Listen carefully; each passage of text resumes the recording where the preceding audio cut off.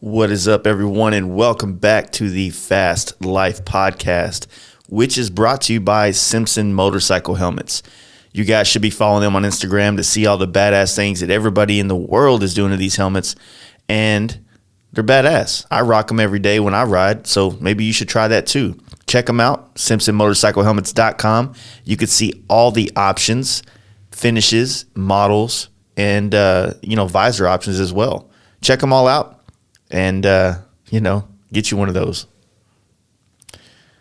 Dream Rides is the spot if you're looking for a shop to build, maintain, repair, or upgrade your Harley Davidson. John Jessup is your dude. His shop in Stockton, California is the spot for in-house dyno tuning, parts, and bike sales. And if nothing else, head on over to teamdreamrides.com, which is offering 100 days same as cash financing on products. All you need is a job and a bank account. Don't forget to give John and the team a follow at Dream Rides John on Instagram.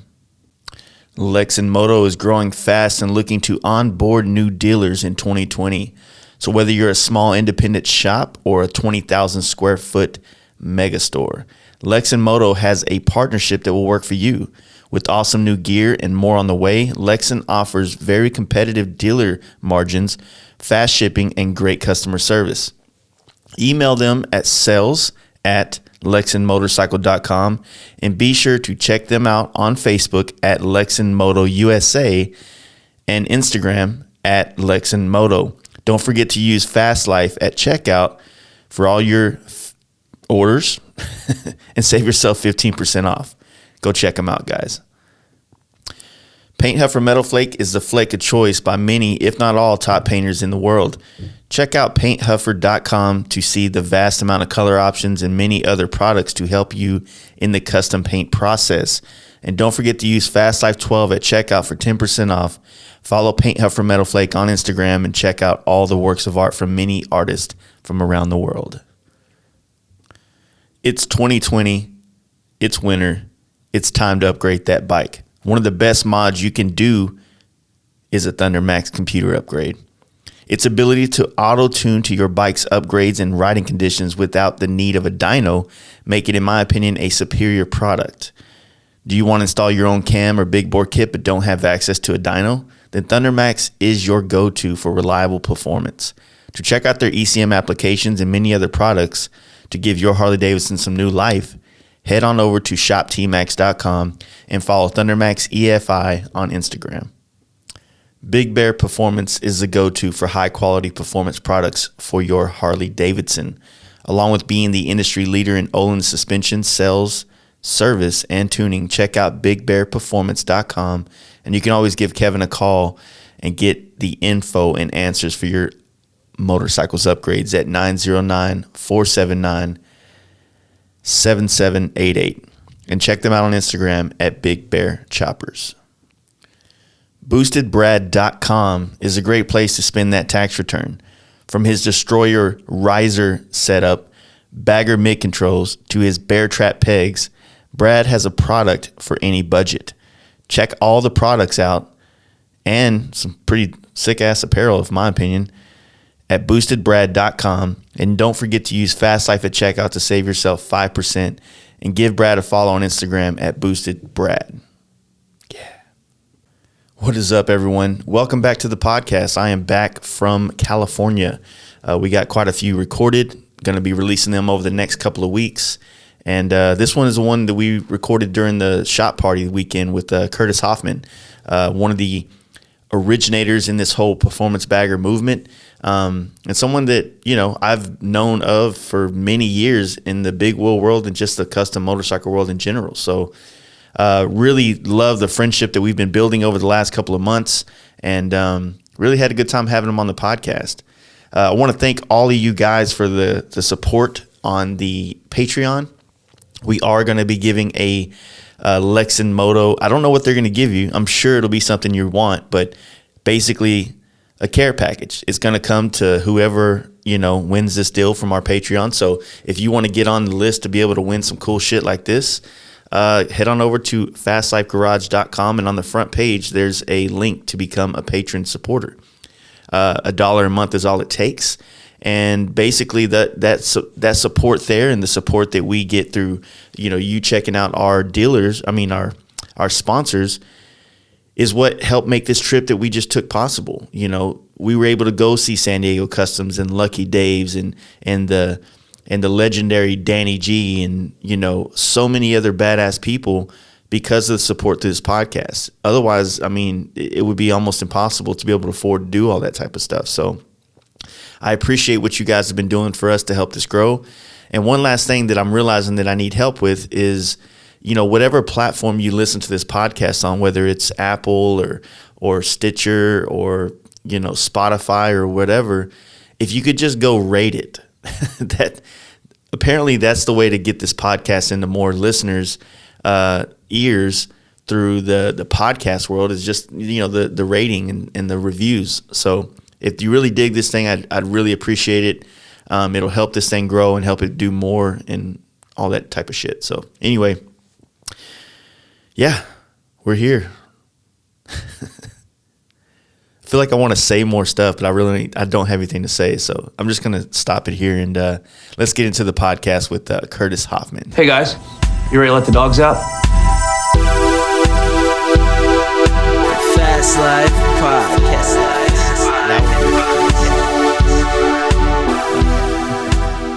What's up, man? What's happening? Dallas. First time here? First time in Dallas. Only other time I've been to Texas was Houston. And Dallas is a different town. Yeah. One of my buddies from Houston said it best. It's like, keep Houston hood, keep Dallas pretentious, and keep Austin weird. No, I haven't been to Austin, so yeah. we'll check that one off one day. Yeah, Houston's definitely the hood of Texas for sure. Yeah, so. Dallas is just different. It's like it's an older town that hasn't been updated. Yeah, there's areas that kind of have that touch of newer, but a lot of what is cool about it is like your Deep Ellum and your older, more vintagey vibe. You know what I'm saying? And there's a lot of old money here too. Yeah. So if you go north, like towards our more, like south is definitely not grown. North is like your fucking future. Okay, so that's where all the money's at. Suburban and. Yeah, so a lot of people will move up north and then they just make the commute to downtown if they have to. Got it. But the further north you go, like one of our big areas that's booming is Frisco. It's like one of the so that's where everybody from California moves to. Okay. And they have they got an IKEA, so they're fucking doing good and shit. Yeah. Yeah, but no, it's been awesome. I got here late Thursday night and Friday did some stuff around town and did the IMS show for a little bit yesterday, and then here we are. Nice. Well, shit, we had you on the podcast in SEMA, but it was like just a bunch of us, so I wanted to get you on here and just kind of start from scratch. Yeah, for sure. And kind of see, so like Minneapolis born, raised. I've always been into motorcycles. Like of course, when I was a 14-year-old kid, I had a job outside of motorcycles, but besides that, it's been motorcycles my entire life. Grew up in a shop. My old man had a shop. Every job except, one or two in high school when you kind of bounce around, like trying to do whatever, has been in the motorcycle industry. When I was 20, I decided to move to LA, was there for like 3 or 4 years, and then moved back to Minneapolis, and it's home. Yeah. I had a conversation. I went to lunch with a buddy of mine yesterday that I knew from California, and he moved out here. Frisco? What did he say? No, maybe. He told me where it was, and I can't remember now. Was it north? I think so. Yeah, it's probably. It's very stereotypical. He moved out here to work for a car shop, and we kind of just went through like how different everything is from there to here to everything like that, and it was cool getting his take on it because him and I haven't sat down for years. I mean, I ran into him at SEMA last year, and that was it. And I kind of wanted to make it a point to see him this year, do lunch with him, see what he was up to. Yeah. And it's just one of those things. What was the draw to move to California? Out of California? No, to California. To California, I was 20 years old. I'm like, you know what? Fuck it. If I don't do it now, I'm not going to do it. I want to do it. I want to, experience the weather. Yeah. Because it was, I want to ride my motorcycle. I want to do whatever, and see what it's like, and I definitely wouldn't trade it, the experience in doing it one bit ever, but I sure as hell wouldn't do it again. See, me and Justin were just talking about how, like, getting out of high school, like, people should experience a different place. Right. You know what I mean? Because it really can help you put a lot of things into perspective later on in life. That was exactly it. I mean, you're this, punk 20-year-old kid. I think I was 19 or 20. And I'm like, screw it. I'm going to do it. And so I went out there. I made a lot of great friends. Like I said, it was probably about 3 years I was out there. What year frame was this? It was 05 or 06 to 08. Yeah, you're at the fucking billet chopper mecca right there. It was so. Here's the thing. I mean, it was kind of the end of it. It was starting to be where it was starting to be stale. I mean, I worked for a really popular chopper shop, and it was not busy when I was there at all. And I mean, they were it was West Coast Choppers. I worked there for a year. And everybody's like, oh, it had to be an experience. He's like, yeah, it was a really awesome experience. But it's like, the doors weren't getting beat down. They, we just worked. There was not having to worry about finding a parking spot anymore, or having to fight 100 or 200, 300 people, whatever, to get into the doors. Was this post Sandra Bullock or before Sandra Bullock? It was during. Oh, okay. It was during. So it was the kind of the calm, of it. He wasn't on TV. He was, it was actually selling parts to people that were motorcycle guys. And when people would come in, they would be motorcycle people. Yeah. You didn't really have tourists and stuff like that. So you really got to meet people that were actually interested in motorcycles. Oh, that's cool. Where like people, that I talked to, and, I met a lot of people doing it, and they're like, yeah, we didn't get to talk motorcycles. We just had to talk about deal with tourism. Yeah. And that's what it was. So, I mean, it was a really cool experience doing that. Got to work in the hood of Long Beach. I mean, it was sketchy. It was sketchy. I mean, it really was, but it was also one of those experiences you don't ever want to trade. You don't pass it up. Yeah. I would have took it 100%. Yeah, it was awesome. So met a lot of good friends that I'm still really good friends with today. But yeah, it was just one of those things. Like, if I didn't move out of Minnesota, I wouldn't have realized how much I like Minnesota. Yeah, you need something to compare it to. Right. That way you can, because the worst part, and it goes back to what me and Justin were talking about, was the worst part is that when you don't go anywhere and you live your life with this kind of uncertainty or regret almost. Like, well, man, if I would have just tried this and now I can't because I'm nailed to this fucking place. That's exactly it. And that was my whole thing. Like, I'm 20 years old, single. Fuck it. I'm going to go, so loaded up the truck and went. And, it was awesome. But, you don't have the fear of missing out, or you don't have, people go through life with that all the time. And you don't have that if you go out and try something. It's the same as like motorcycles. If you got a fucking cool idea, try it. What do you got to lose? That's just how my brain works. And that getting out of there, it's like, yep, I missed Minnesota. Yeah. What was the main thing you missed? Was it just the more laid back? It wasn't a rat race. Yeah. It wasn't a rat race. And what I've really found out is it really, in those years that I was out there, I really realized I wanted to be a part of the motorcycle industry. Yeah. Like, okay, I was born, into it, whatever. I grew up in a shop, all that kind of stuff.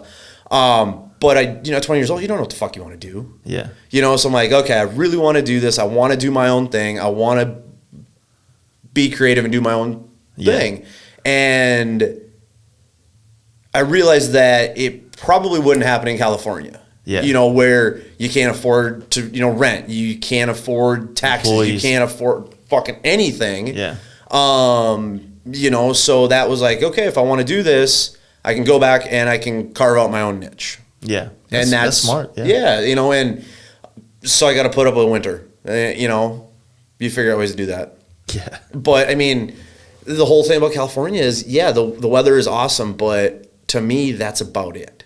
Yeah. You know, like I was just yesterday, again, I was talking to him yesterday and I'm like, dude, I bet I've only been back a handful of times since I moved 11 years ago. I moved back to Minnesota already. I'm like, I bet I've only been there a couple times.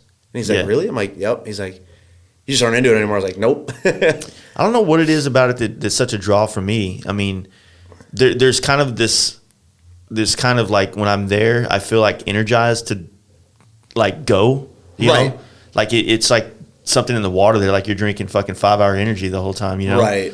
But it is tiring though. Yeah, it really is. I mean, now like 2 years, almost 3 years ago when we rode to Sturgis, we left Vegas, went through LA, and then straight up the coast. And even when I lived there, I never did that. And it was fucking beautiful. It was awesome. It was, I mean, just... Yeah, so when you're going up the coast and you hit those little towns like San Luis Obispo and shit, you're like, I could do this part of California. Exactly. You know? But if you don't think you can afford LA, you sure as fucking afford them cities. Yeah, exactly. You know, so it's like, what do you do? But I mean, that was the best riding that I ever experienced in California. And it was 8 years after I moved out of there.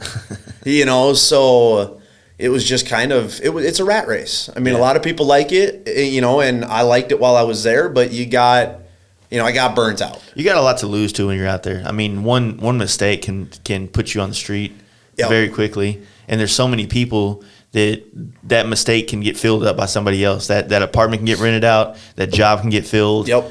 That guy can go to another shop down the street. Right. You know what I mean? And yeah, it's just there's a lot to lose, a lot to gain. It's just it's high stakes poker, man. It is, and I looked at it as, is it all worth it for the weather? Yeah. You know, and that was kind of it. And no.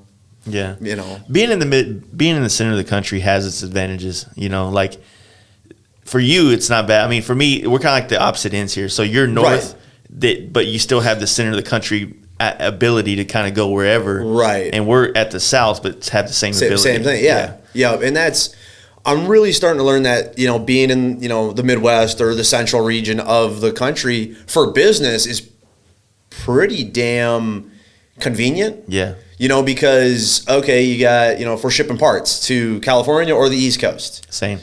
Yeah. You know, and being Central Time Zone, I can go into the shop early. I'm going to get calls from East Coast, then West Coast starts coming, you know, and so it's really working out well. Yeah, you know, so and then if you're on the West Coast, you got to wake up at like 5 a.m. to start managing your East Coast customers as it moves across. Yeah. Right. Yeah. So, you know, being in the Central is awesome. And then same as like, I'm only 600 miles from Sturgis. Yeah, that's easier for you. I'm only, you know, Chicago's, oh God, what is it? 400 miles or something like that. You know, so. Damn, it's that far? Yeah. It's, shit. Yeah. I think it's like 6 or 7 hours to get to Chicago by, you know, driving. Yeah. It's like 45 minutes by flight. Well, one of my good buddies, you'll meet him tonight. He was with us yesterday. He's from Minneapolis. Okay. He works for like Wells Fargo. Okay. Yeah. We did a sport glad for him. He'll be here later on. But yeah, he's cool. from there. And yeah.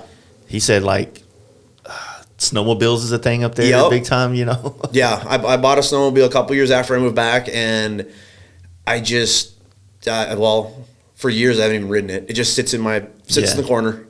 But, you know, when it does snow like crazy, it's like, okay, I'm going to go out and do something. Yeah. I mean, you get the same feeling and vibe as when you're on a bike. Mm-hmm. You know, you hit the throttle and it goes, and that's they're fun. Yeah, snow skis. But yeah, it's different.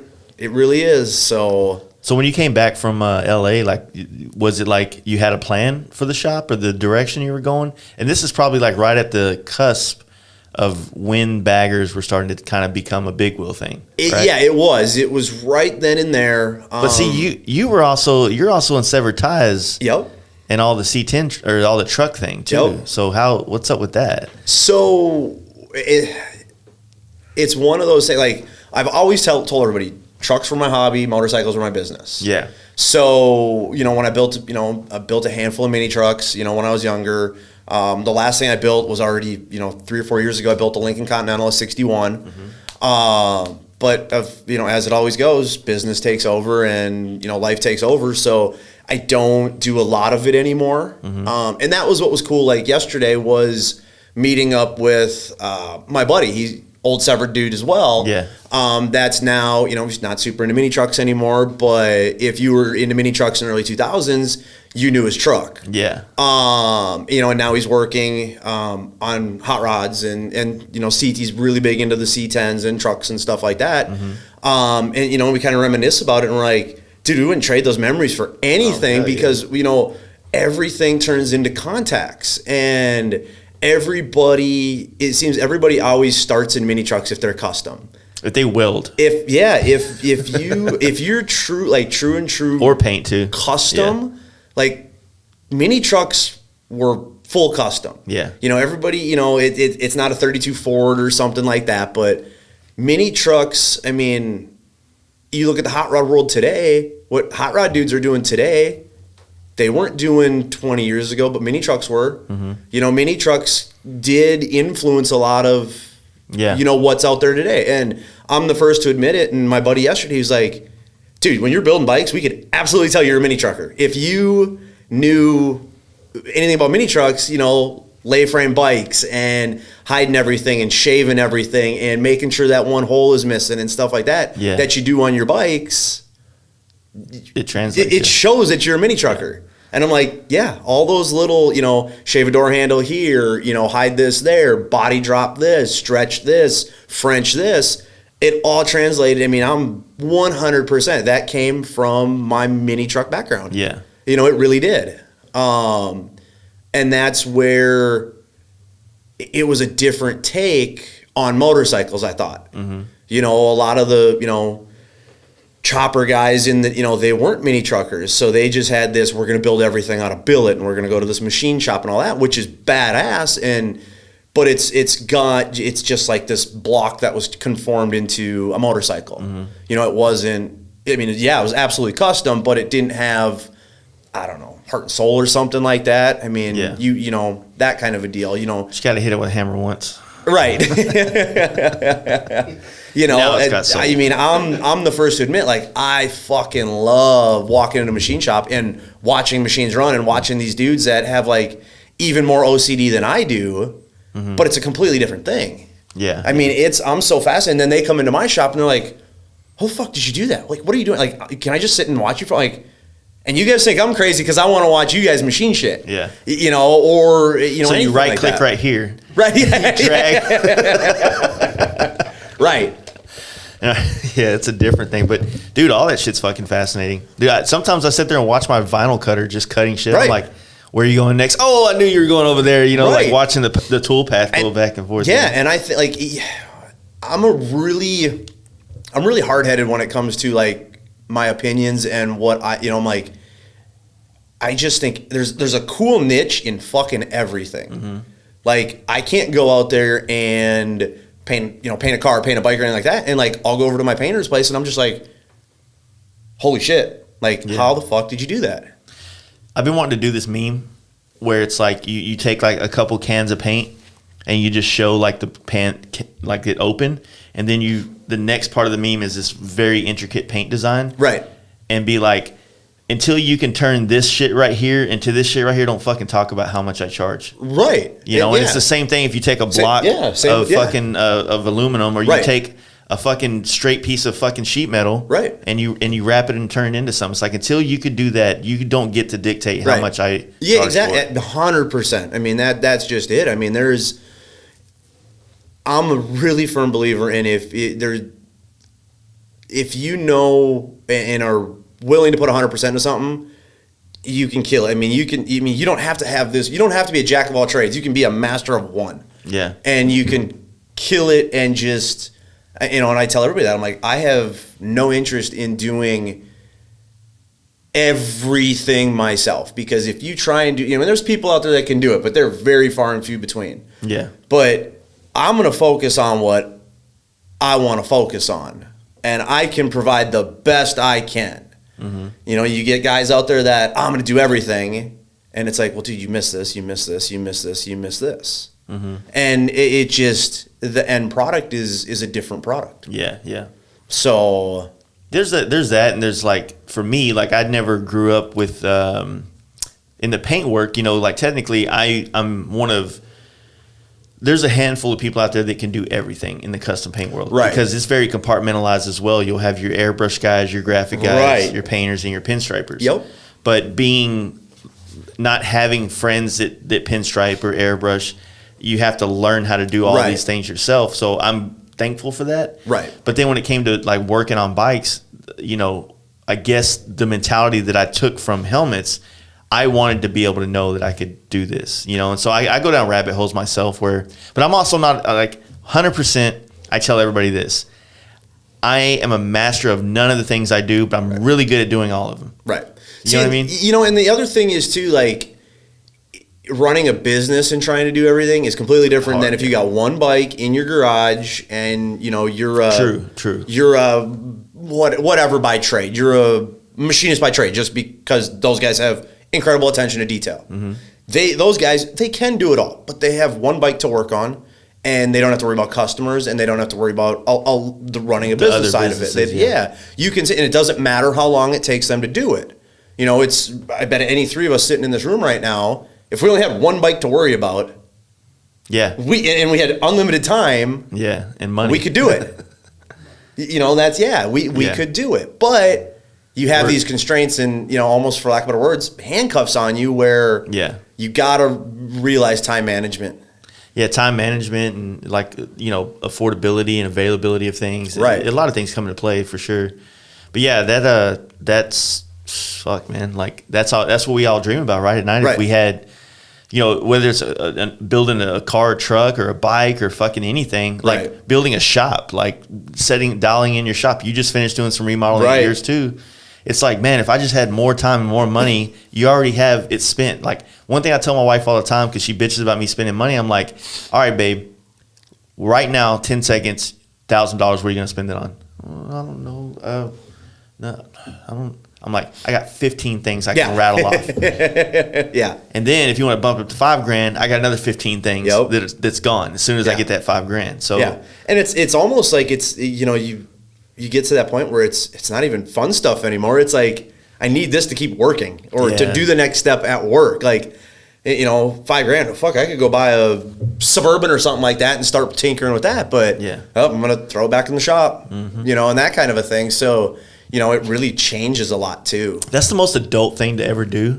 Right. As guys, like all of us, it's always tinkered our own shit. It's like, all right, $5,000 will get me another FXR or a nice truck or whatever the case may be. But man, it'll also buy me, you know, everything that needs to be replaced in my shop right now. It'll buy me a furnace and an air compressor, you know. So we start running into that kind of stuff. And, you know, it's a snowball effect. I mean, I walk in here, this place is awesome, and it's cool because, like, I literally just finished I was doing it at the same time you were. You see, my buddy did a fucking burnout in here and put a hole in my wall? I didn't see the hole in the wall. I seen the big pile down there. Got to tell everybody about that. I'm not mad, though. Well, I mean, you had to do it. Yeah, he had to. Every podcast this weekend's gonna have it in there. But no, it's the same thing. It's like, what was the motivation to redo your shop? It was just... So the thing for me is we bought 2 buildings back in 2016, and right on a busy highway in the town we're in. And my neighbors are literally a Ford dealership to one side of me. Directly across the street from me is a Chevrolet Cadillac dealer, and then kitty corner from me is a Chrysler, Dodge, Ram, Jeep, whatever dealership. So I'm right on this busy intersection, and so I take the front building that's right on this. We completely gutted it, remodeled it back then when we moved in, when we bought the place and moved in. And then I was renting out this second building that's on the property, and, you know, we rented it out for a couple years, and then I'm like, you know what? When the retail people stop in, they're doing it to look at, you know, the bikes in the showroom and stuff like that. And it's taking me away from working on the bikes and building prototype products and working with our customers, you know, on the phone, on email, whatever, you know, shipping orders, all that. What we do now, we've really converted from a retail walk-in business, what we were, you know, 6, 7, 8 years ago, to now a lot of online and things like that. So I finally said, you know what, this building is worth more money to somebody that, you know, a car guy or a detail guy, they need that drive-by traffic. That's their advertising, where the unfortunate side of it, and I'm super grateful people are interested to walk in, but it does take time away from me working. So that was really the main motivation was, okay, I'm going to rent this out, puts me in my other building that I already own. And I'm off of, we're still in the same parking lot, but you don't see the building from the highway. Yeah. So, and like the front of our building is all wrapped with, signage and all that kind of stuff. So, it was, okay, let's remodel it. It's empty. My renters moved out. So we just started, saying, screw it, let's do it. And, remodeled it, got moved in there, and it's perfect because it's virtually the same size, but we laid it out completely different. So now I have more office space, more shipping space, more, storage space. I actually have a bigger shop because we all took it away from the showroom that we don't need. Yeah. We still have a showroom, but it only will hold, 8 or 10 bikes now instead of 20. Yeah. So that's where we got to rob space and still be in the same footprint. Yeah, that's I get that, man, because trying to navigate these waters now, figuring out what's more viable, because we, like I've said many times, we get a lot of people that want to stop by here when they come through town. Right. I don't really have anything for sale in the shop. Right. So it's literally to come converse and talk and, hey, which is cool, trying to be that as well. But the other option was we were going to go rent a storefront and a podcast studio, and the cost to do that, plus keep the paint shop, right, and the ability to put a set of bars on if I need to make the money, right, taking that away, or I just couldn't afford to put all that in one building in a retail front, right, and you know what? I'm a firm believer in retail brick and mortar buildings and things like that. Yeah, like a dude in his basement or in a office, renting the $150 a week office and, all the products at his house, these internet parts guys. Sounds like Revzilla. Right, yeah.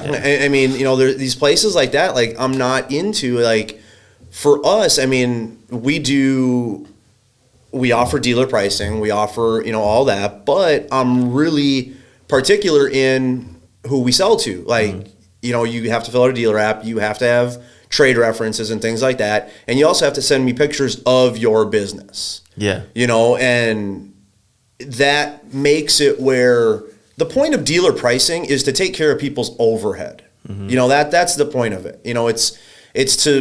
That's how they make their money. So if you don't have that overhead, why do you need the discount? Yeah. You're just an individual selling. Yeah. Or buying a part for yourself. Yeah. Now, like, there's a lot of places that do have online store, but they also have a storefront presence. And I have no issues one bit with that. Like, you can't do all business retail. Absolutely. It's not there anymore. Brick, it's not 100%. But it's an unfair advantage of, in my opinion, if you're working out of your garage at home and you don't have rent and your home is paying the bills and your home is paying, all that, it's an unfair advantage to give you the same discount as the dude that's got $20,000 a month in overhead. Yeah. Because you can't compete. You're going to go slice the price. Not all of them, but typically they'll slice the price because they don't rely on it as much as they don't rely on $20,000 overhead. Right. Yeah. So that's the thing. I mean, I truly believe that the dealer network should be dealers. Yeah. You can't get a drag account if you're in your garage. It's such a hard thing to argue to people too. I mean, right. we understand it as dealers, but when you try to argue this to the people, like, so you want to take away the guy trying to give me a good deal?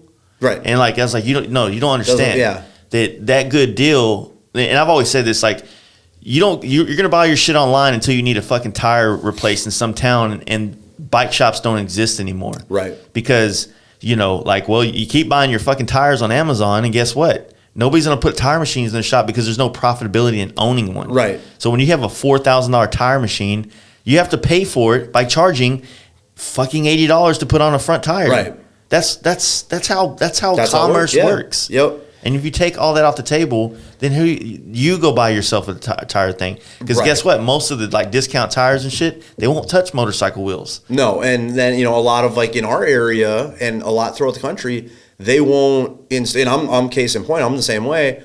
If you didn't buy your tires from me, I'm not installing them. I don't know how old the tires are. I can't stand because I'm going to be the first person you come back to if there's an issue. Exactly. If it's an issue with a part, I didn't sell you the part. So it sucks. But with that being said, also because there are in my area, the shops around, they're doing this, implementing the same things we are, where we're starting to get phone calls.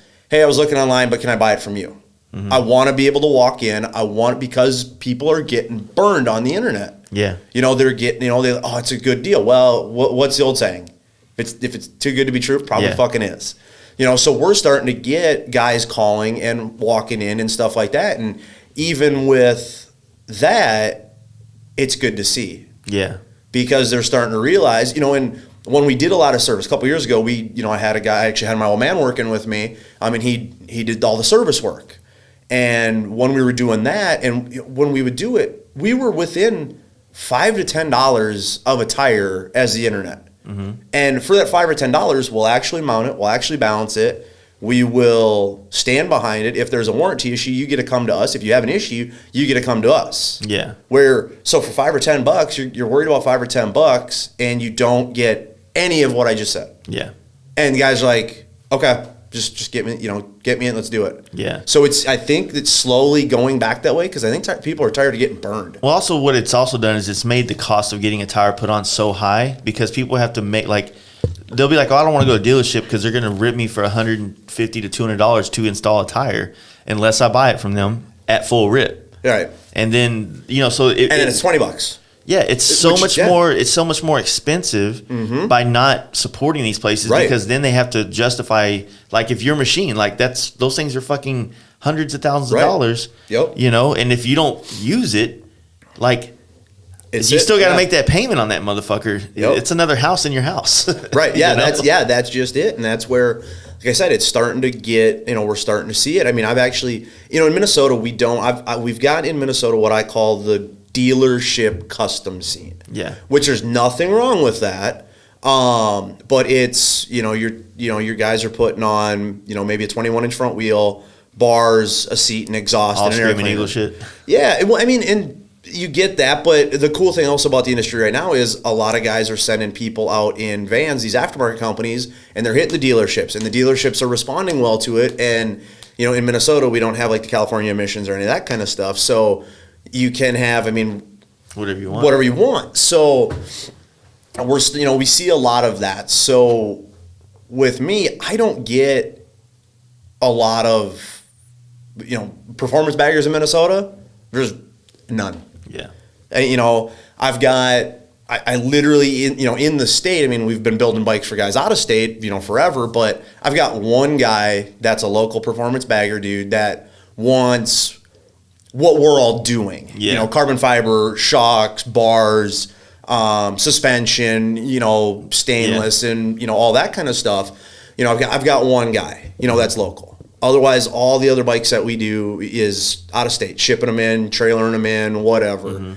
So Minnesota's Minnesota was a hotbed during custom choppers and pro streets and all that. L4 Stero up there in the old school. You've got Donnie Smith. Oh yeah, that's right. We've got Donnie Smith, and he is, he's the king of the Midwest. And in Minnesota, when it was his, when it was that style, it's all you seen. You'd go to bike nights and you see nothing but customs and pro streets and all of that.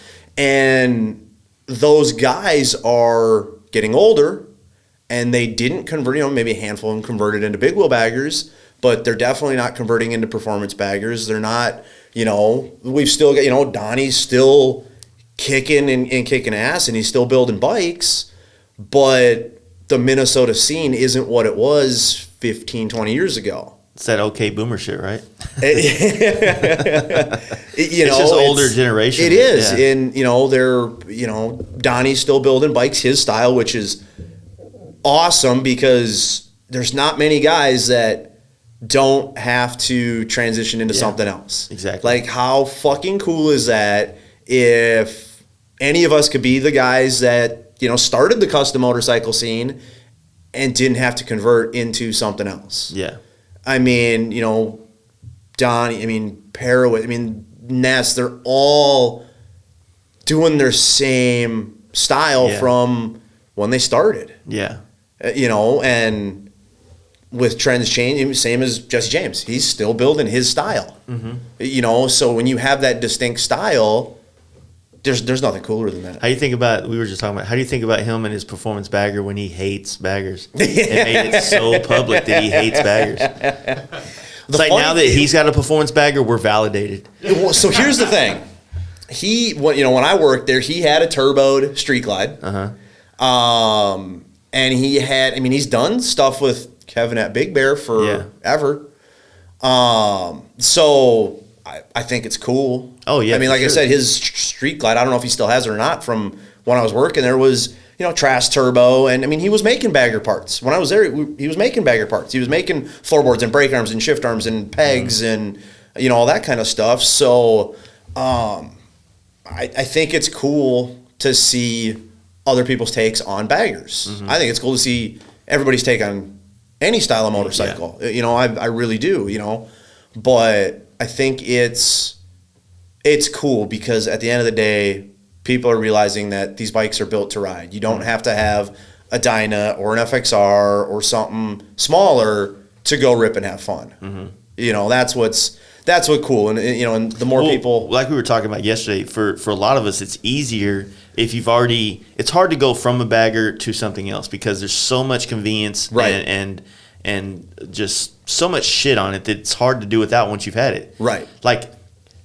try going from any type of bike with a windshield or fairing and going to one without. It's really hard if you're doing any real riding. And that's exactly, and that's what, we all have this conversation day in and day out when we're doing this kind of stuff. But I look at it as, the big wheel baggers, then, some of these guys are going from big wheel baggers to big wheel softails. Well, the big wheels, the 26 inch, softails, they're fucking cool looking. Yeah. I mean, they really are. But now you're putting on a guy that did have a fairing and did have a windshield and did have saddlebags, did have a radio and had all of that, and you're basically giving them the same bike without all of that. So how long is that going to last? Is kind of the way I look at it. It's like a second bike for sure. Right. Yeah. And there's some people out there that they are ditching their big wheel bagger and getting just a softail or whatever, and it's like, how long is that going to last? Because you are going to, if you did ditch one bike, you're going to go buy a bagger again. Yeah. I think those softails are badass second bikes. Like, I'm really into them. They're not my thing. I probably won't build one, but I think they're fucking cool to look at. Yeah. I mean, I really do. So, I think Shope's doing a good job pushing a different side of the industry. So, but so when you came back from Cali, like, what was starting the shop? Was it directly into building custom bikes, or did you start through the service route? Starting the shop was actually kind of, I don't know if I really set out to start a shop. I just kind of wanted to work on my own shit and do my own thing, which obviously that's starting a shop. But, I was doing, some mini truck stuff. I was doing some, older truck stuff, doing some repairs, doing some fixing stuff on some custom bikes, not necessarily service stuff, but like repair work on, because Minnesota did have a lot of, garage built stuff. So people were, brackets were breaking and stuff like that. So, we'd fix that kind of stuff is what I started doing. Then, I built a couple little pro streets, and then I built some bobbers for some guys. And then I think it was 09, bought a bagger and started, going at that a little by little. And it kind of just morphed into, okay, next thing, let's go bigger, let's go, what somebody else isn't doing. And, and in the Midwest or, in Minnesota, it was really just, by the time I started getting rolling with big wheel baggers, it was, my only other guy was Dana Hallberg. Yeah. He's an hour away from me. Okay. So it was really only him and I in Minnesota back then doing it. And there wasn't much going on in Chicago at the time either. No. Then you started, you always have Dave Dupour. Yeah. And he's a staple in Chicago, and he's always been that guy that just builds beautiful motorcycles and does his own thing. Yeah. Yeah. So like, right now, like I actually was talking to him last week or the week before, and he's been doing a lot of deraking bikes and, putting fat tires on them, ditching, ditching the 26s, ditching the 30s, and doing, the 18, native front tires and stuff like that. He's been doing a lot of that, he said. But so, yeah, I mean, back then, 10 years ago already, it was just Dana and I in Minnesota, doing that. We still, we had, custom Ballistic guys. out of? Wisconsin. Yep. I always get Minnesota and Wisconsin kind of. Yeah. So, and he's always done his own thing. So he was in Wisconsin doing it, but he's like the really wild side of things. Yeah. Yeah, exactly. Where that's a billet master over there, ain't he? Yeah. So like when I, same with when I was doing big wheel baggers is, it's got to be able to ride it as hard as the bike's going to allow. Okay, we altered the shit out of it. It's not going to ride crazy anymore, but still got to ride it. Yeah. That was always the number one thing that when we do them, it's like it still has to be rideable. You still have to be able to ride it. We're not building art to sit in somebody's garage. So, and that's... I did a trip with some guys up here to Houston once, and this was like when all the brothers didn't want to buy 23 trees to put on their 23 bikes. They just stuff it in there. It fits, dude. It fits. My bike's like this. All these fucking bikes can't even do 85 miles an hour without wobbling everywhere. And I'm like, fuck that. It's like, this is ridiculous. We're traveling on bikes and we're stuck. When you hit 85, it wobbles. That means we have to do 75, 70. Yep. So yeah, that shit was horrible. Yeah. Times. So I think, and that's the whole thing. Like anybody that if a big wheel bagger was built properly, and we've always said it, we said it on the last podcast, if it's built properly, you can ride that son of a bitch across country. Yeah. Unfortunately, there's probably more misbuilt big wheel baggers than properly built ones. Yeah. Which is unfortunate, but you can ride them, and I've done it. I've literally ridden them across country, but you get off it at the end of the day and you're wore out, you're tired. It wasn't fun doing it. Mm-hmm. And this is my opinion. Yeah.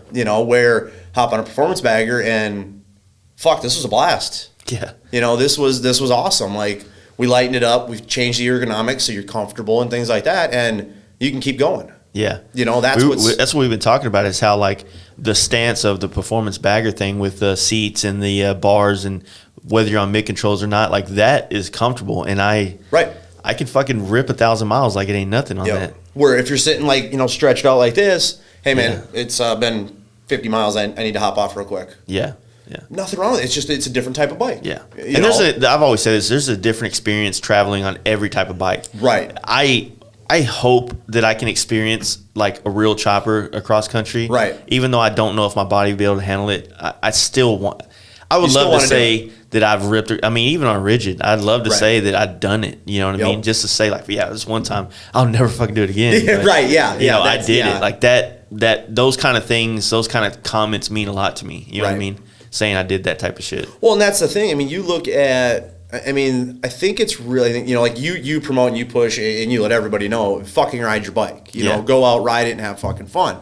And I think it's really a lot of that, and people listen to that, and I think it's going to start, and it has started getting people back to riding. Mm-hmm. You look at, where, yes, some people are doing it and riding their big wheel baggers across country, but not like it was with, the biker build-offs in the early 2000s. Exactly. I mean, these guys were riding their customs. They had to ride their customs. If it broke on the side of the road, they had to figure it out, and things like that. The thing that I didn't like about myself when I rode big wheels is that I felt special because I rode it across country. And I felt like that's a toxic way to think. Right. And I felt like that was the only way to think because it was such a rare thing to see dudes ripping big wheels across country. Right. Even though the dude that inspired me to do it was a big wheel guy. Right. He used to have this green Road Glide that had the Kawasaki front end, like one of the old school, like he's up Midwest somewhere, but now he's into adventure bikes. The dude was just a dude that rode across country. Oh, really?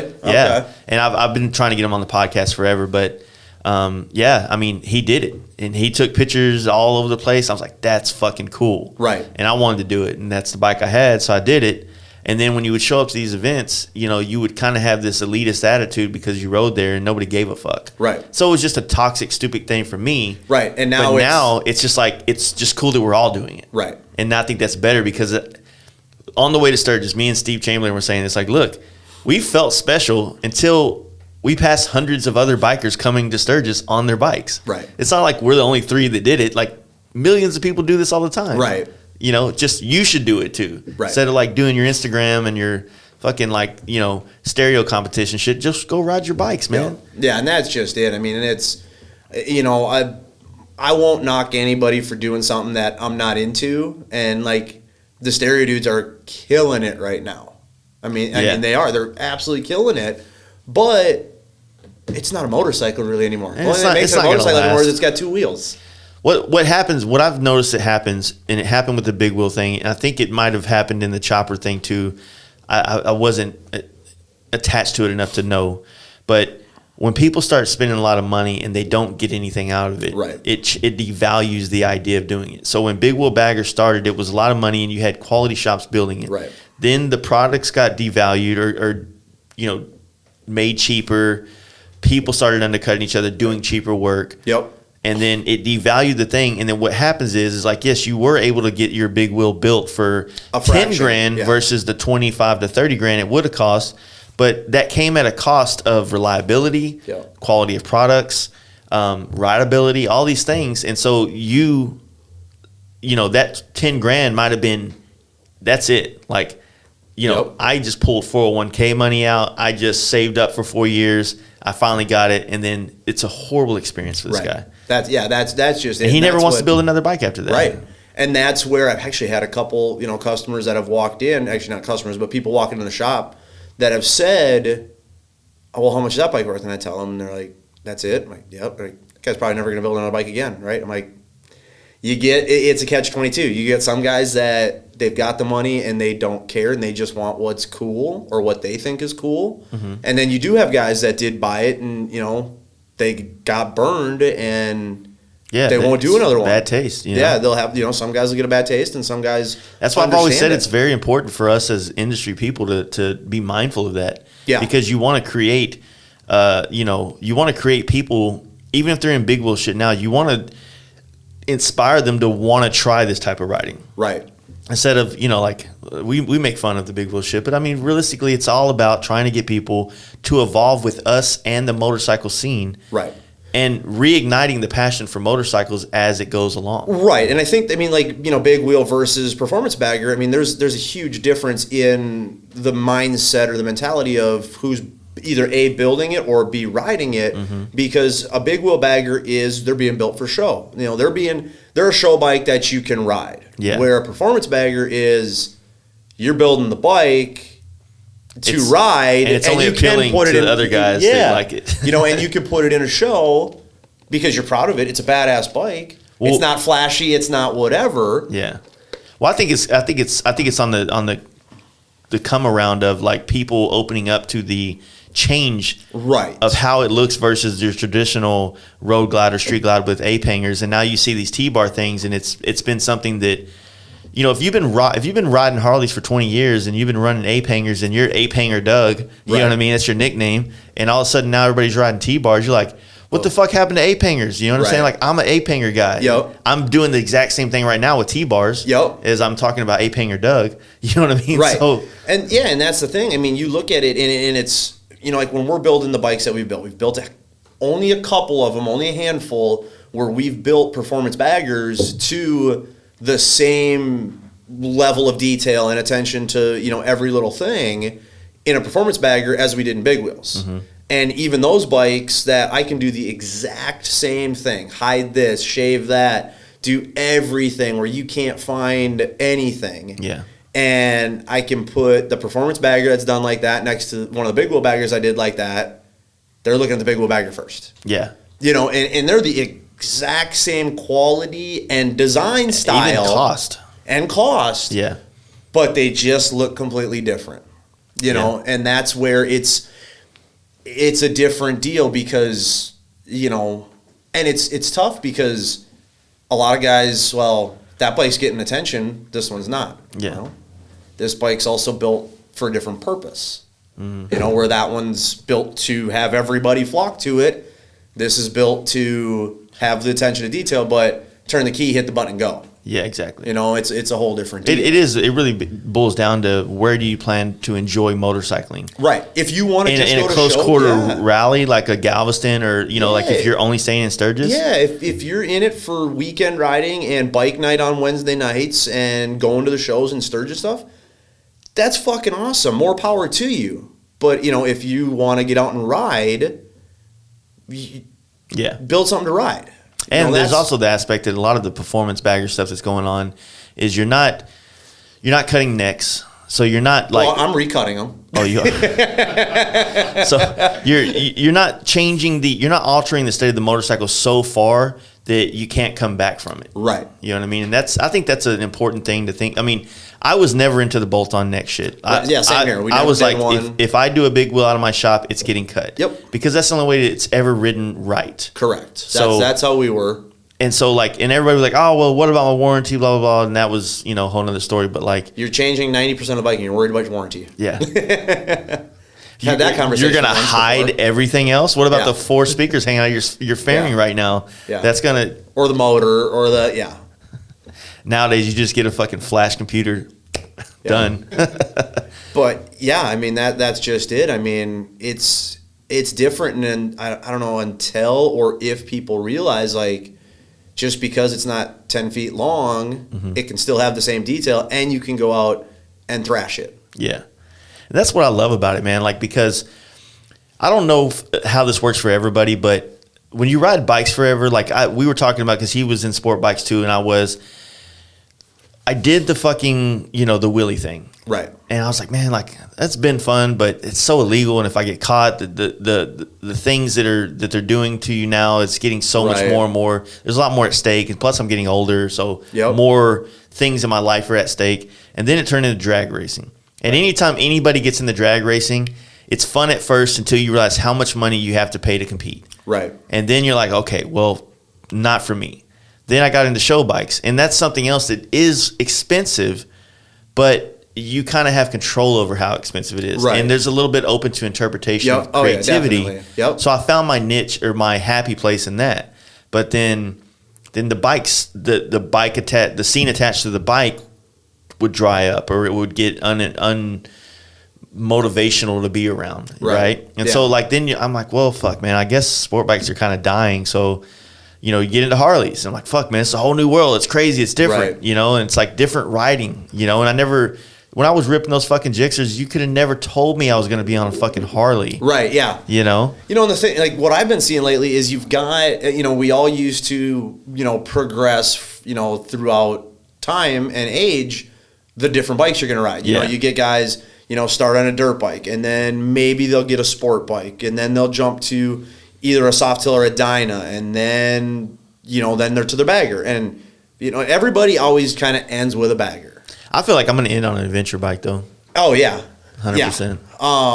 So what I'm getting at is what I'm seeing now. Anytime somebody calls and wants to order parts, I'll be on the phone way longer than I probably should, but I love hearing people, their background, their story, what they're doing to their bike. I love hearing it because. You want to incorporate our parts to your bike, dude? I'm super thankful for that. It also kind of tell me. It feeds into the excitement you have about what you do. About making new products for these people and listening to them. But I'm starting to hear a lot of people that the performance bagger market.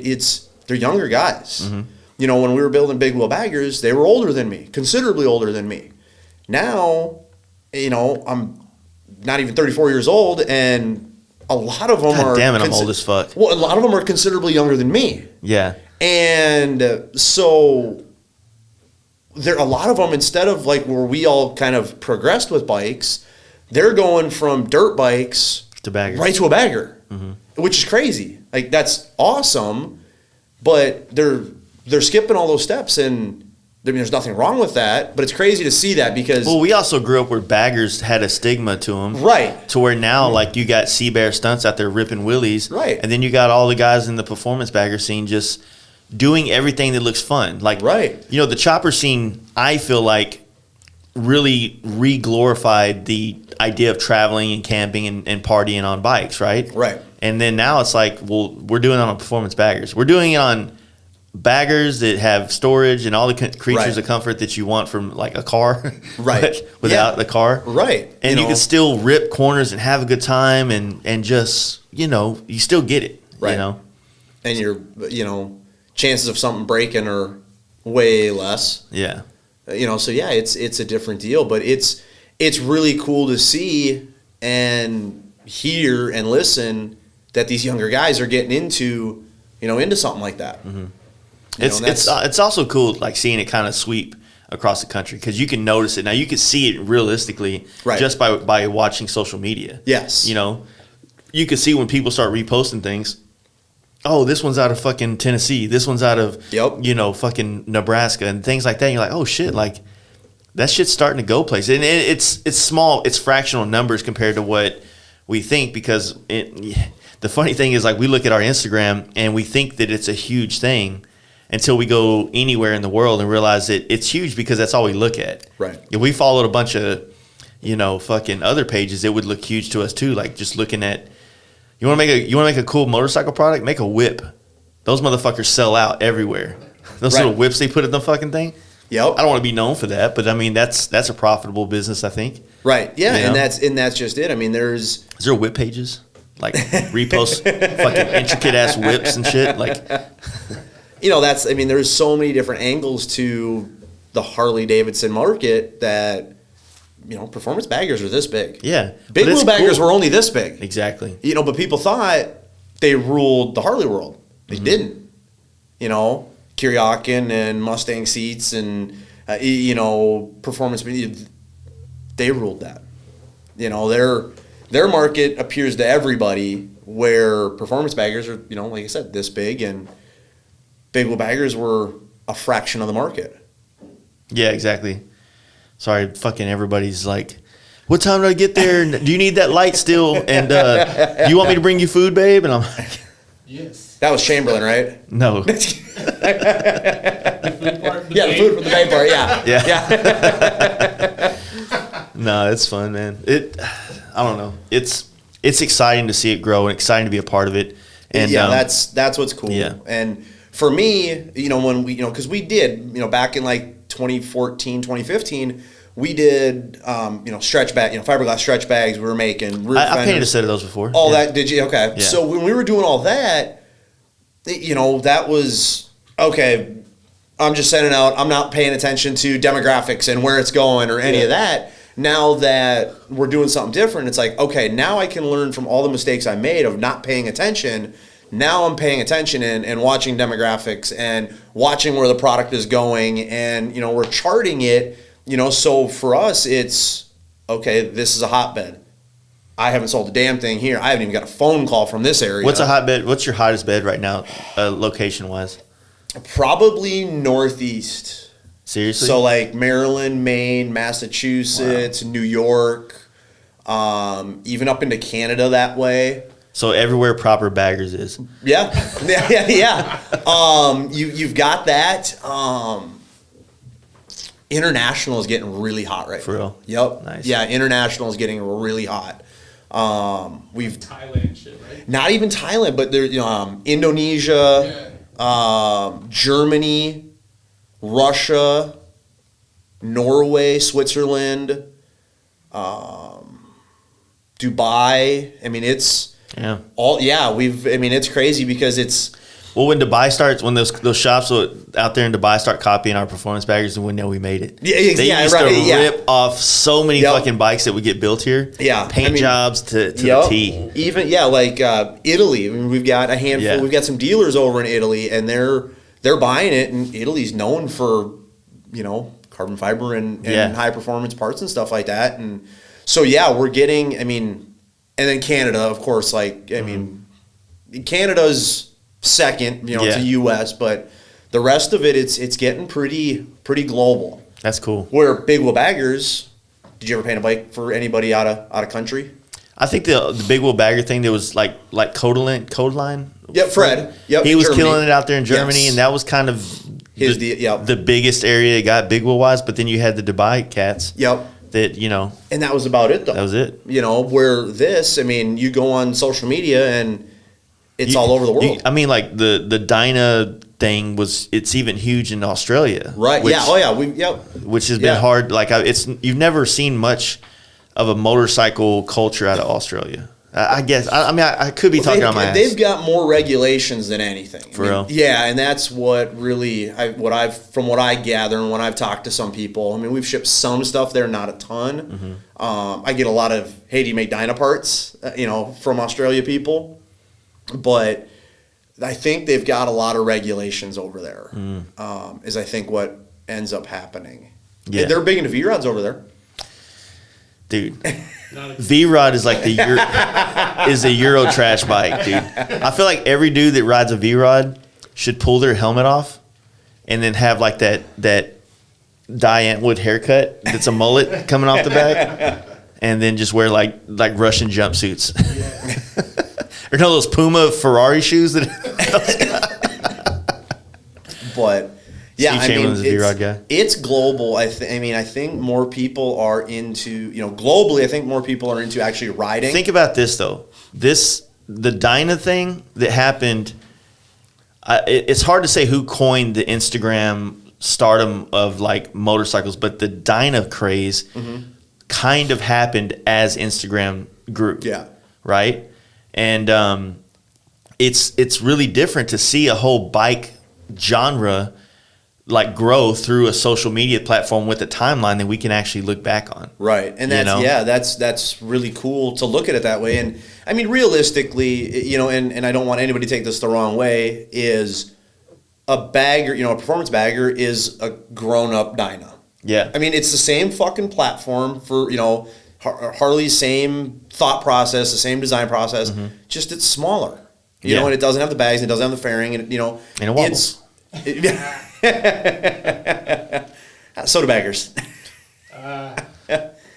They're getting better, but anyway, I mean, and it is. It's a rubber mount. I mean, that's what it is. Yeah. So a Dyna, I mean, look at now. People are taking Road Kings or baggers, and they're ripping the bags off, ripping the fairing off, and making them like giant Dynas. Yeah. There's a couple of them that I've seen lately. That's what we were saying. It's like, man, if they would just like drop the bullshit and come out with a standard Road King, you know what I mean, and a standard Road Glide without the radio and shit, they would fucking murder selling those bikes. I mean, the Street Glide's cool, whatever. Well, like they tried that with the Electric Glide standard, but have you seen any out in the wild? I mean, I've seen a few, but not. I mean, not to the standard of what you would see a normal Street Glide, because the majority of people that buy bikes are not doing what we do to them. And that's exactly it. And that's why, like, I was telling him, and I think we were talking about it yesterday about, your product line. If all the products you make are people that are fully invested in your bike, you're only going to sell 5 of them a year. Right. But if you make a product that anybody can throw on their bike, then, you can get the guy that just wants to, oh, man, it'd be cool to have your pegs or your this or your fender or something that's more like smaller and doesn't require a complete overhaul or complete rebuild or customization of the bike to put on your Exactly. And that's where I think, again, I mean, and it's not to always keep dragging big wheel baggers back into it, but that's the staple of what we have to compare to. Yeah, I mean, dude, that on the bagger thing was, I can't do an exhaust till I do bags. Well, and then it comes down to, okay, one guy, I've got to buy the guy's fender, bags, side covers, I've got to buy the whole back end, because this guy's side covers meet his bags. His bags meet his rear fender. I mean, our parts were the same way. We had the whole, we had bags, fender, side covers, and our fender didn't match anybody else's. Yeah. Our bags didn't obviously match anybody else's fender. Yeah. Because the different swoop, the different length, the different height, all that kind of stuff. It was a kit. Yeah, you had to do it. Where with, our new carbon fiber parts, you want just side covers, buy just side covers. Yeah. You want just a front fender, just buy a front fender. Trying to think of who else out there that's doing stuff. I mean, Trask. Yeah. You want just a pipe, buy just a pipe. You want the full turbo kit? You want the full turbo, buy the turbo kit. You want, Galfer rotors. You want just front rotors, buy just front rotors. You want just a rear rotor, buy it. So I think it's cool because, yes, if you go full bore, you're going to spend as much, if not more, as a big wheel bagger. For sure, yeah. But you can do it piece by piece. And that's what's cool. And that's what you know what feels good about doing it piece by piece too? Is it every time you add something, there's an excitement up to the adding and how it feels differently. Yep. Especially because everything you're doing is either a lighter part, a more functional part, Right. or a different stance or something like that. Right. That's exactly You get it. like it goes back to like when you would spend $20,000 on that eBay bagger build, and it ran like shit, worked like shit, everything fell apart. You felt sick to your stomach about the money you spent, as opposed to if you add that pipe and then that sound immediately goes, I'm glad I did that. Yep, Or you put those exactly. bars on it and you're like fucking bulldogging down the highway like, fuck yeah, I feel cool Right. as shit right now, you know? Yep. Yeah, that's what's cool. And besides the every step you get that new satisfaction, not everybody's got 50 grand to dump into something right off the bat to have it all done. So you get to pick and choose. And then the other cool thing is, with this market being so fresh and so new still, you may buy one part and then something new might come out. Like, oh shit, now I can have that and I don't have to replace something I already bought. Yeah. Where that kind of happened with big wheel baggers, but not really, because you kind of had to do it all at once. Well, it went from 4 inches ish, then it went fucking way out there, Right. and then it kind of dialed back some, and then it turned into the big front wheel, right? Yeah. The fat tire. Yep. So, it just kind of fucking, it was all over the place. But it goes back to the other thing. It's like, I enjoy building a bike or customizing it to my liking to ride and things Right. like that. So if you are a guy that's kind of like just want to get your toes wet in the idea of altering your bike to fit you, Yep. you do a couple things and like, fender, pipe, blah, blah, blah. And if you really enjoy it and finances aren't necessarily holding you back, then you could be like, you know what? I like the way that feels. I want to do something all out. Yep. I want to go all in, and it might be the only one I ever do. Right. Usually it doesn't be that way, because if you have a good experience, you'll want to do it again later. Right. Yeah, and that's, there's so much cool about performance baggers or, build a purpose-built diner or whatever. You can do it, and the companies are really working hard. I mean, obviously I speak for myself, but my number one goal, besides making a high-quality part, is making a highly functional part of anybody can install it if you have basic hand tools and shit. You don't even need a jack for a lot of the parts anymore, unless you're changing wheels or a swing arm. Yeah. You don't even, if you're willing to work in your garage, you don't need a lift. You don't need a jack. I mean, that's where, we're really going full throttle on making user-friendly parts. Yeah, that's actually, I think it's going to be good. We've been saying how I feel like this year was a very progressive year for the performance bagger scene. Right. And this past year. And this year, with things that's coming up with the drag and everything. Yep. So these kind of things are going to really help push this style of bike into more people's faces. Yes. Which I like to associate it like this. Usually when like the new truck seat, like the new Chevy truck comes out, or the new Tahoe I'm like, that's fucking hideous. Yep. Right? And then some people lower it, or they lift it, or they put some parts on it, or I just see it a million times. I'm like, kind of dig it. Yep. I'm case in point when you bring up Chevy trucks. Like, every time they come on a new truck, I'm like, no, fuck that. That thing's terrible. As soon as I see one on the lot, hey guys, and it's like, it's that forward thinking mentality. Yeah. Like, GM always catches shit, and then it's like, oh, that thing looks fucking badass. Yeah. And that's the whole thing. And, it comes down to, again, you're not customizing trucks like you used to anymore, but the custom side of it, if you're doing it yourself, it feels good. Yeah.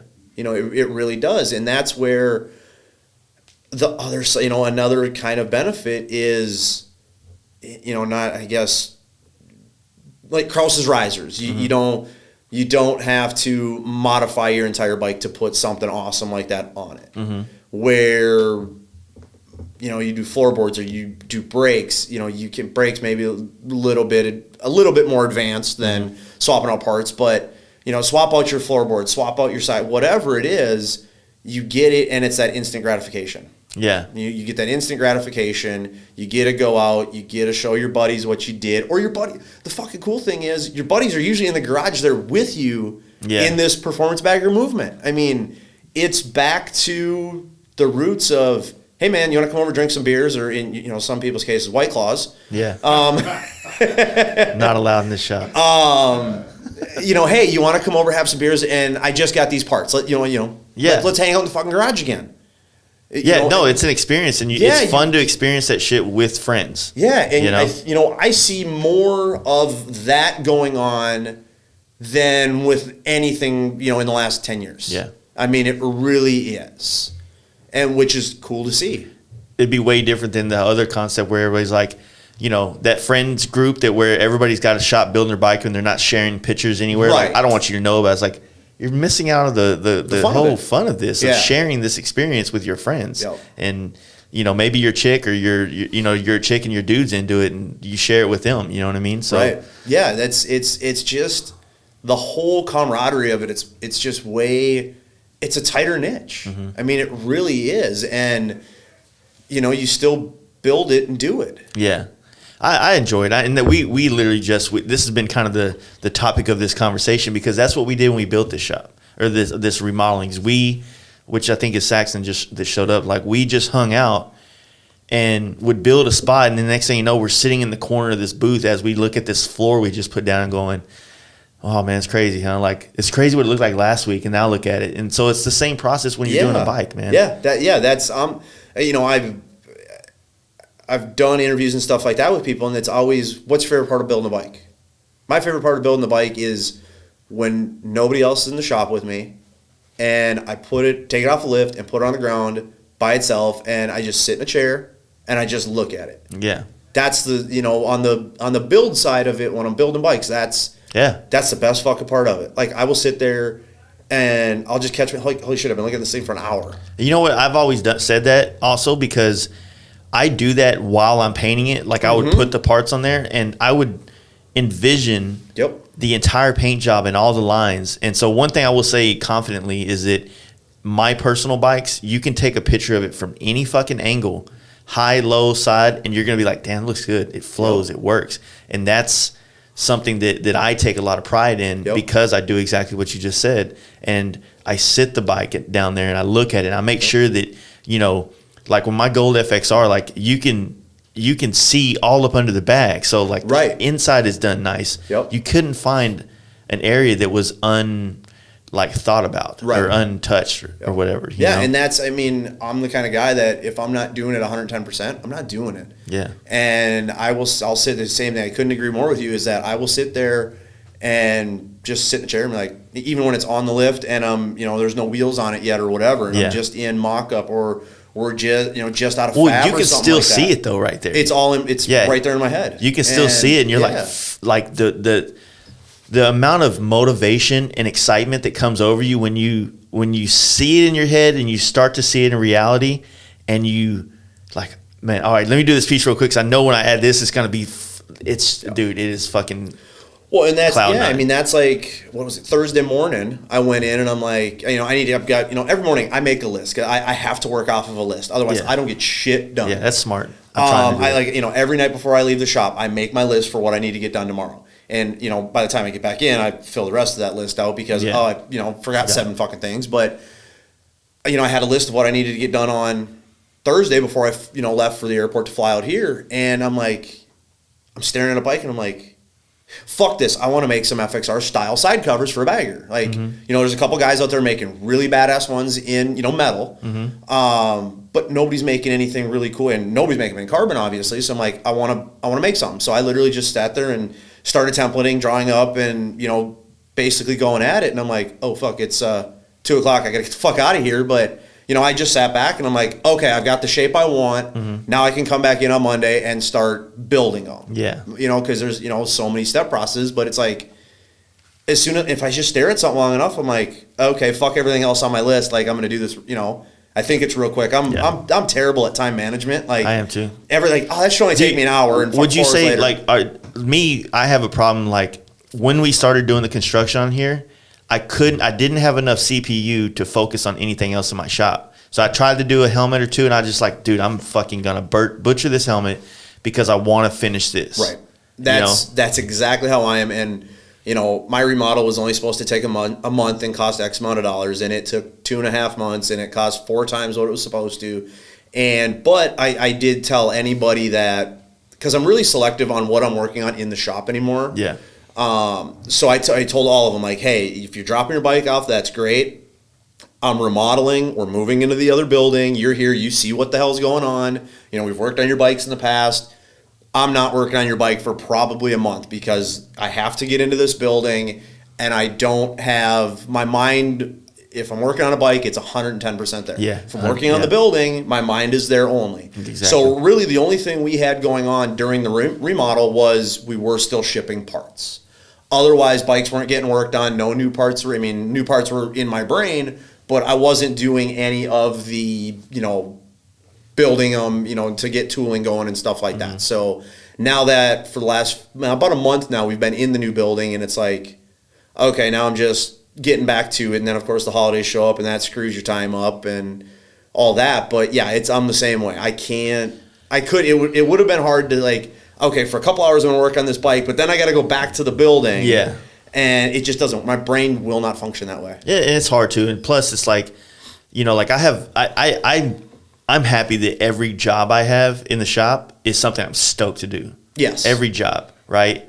And so there's nothing that really bothers me more than whenever I do something that either I feel I wasn't as proud of, as it happens. Let's be honest. I mean, usually to please the customer is usually not hard, right? Right. But I think what's helped me set my stuff apart is because I'm so hard on myself with what I do. Yep. That it really bothers me unless I'm super stoked, because I think that my customers can also tell too, because I won't post some shit I'm not super stoked about. And the thing for me, like, I'm the same way. And when I put a sign on the door of the first shop and did the whole business model or mission statement or whatever, I didn't really do that, but my whole thing was, if I'm going into business, I am only gonna do what I think is cool and I would be proud to ride. Yeah. No matter what, 100%. And throughout it, I've stuck to that. Yeah. And I told myself, if I can't build what I want to build, then I'm going to go work for somebody. Yeah. Because that's really what we're supposed to be self-employed for. Because we're self-employing ourselves to do what we want to do. Yeah. So with that, I just told myself, like, if I wouldn't be proud to ride it, the quality of what it is, when I pull in somewhere with it, or my customer pulls in with it, if they're not proud of it, or if I'm not proud of it, I'm not proud of it. The other thing that's going on right now is that we're in a transition where we're going from, like we talked about earlier, where everything was brick and mortar, walk in, get a quote, then go down the street, get another quote from the other shop. And now I'm a dick for saying this, but I don't know a better way to say it. A guy called me up about doing a logo on the side of a tank, which I'm totally down for, but he didn't call me up because he follows us or knows about us as art.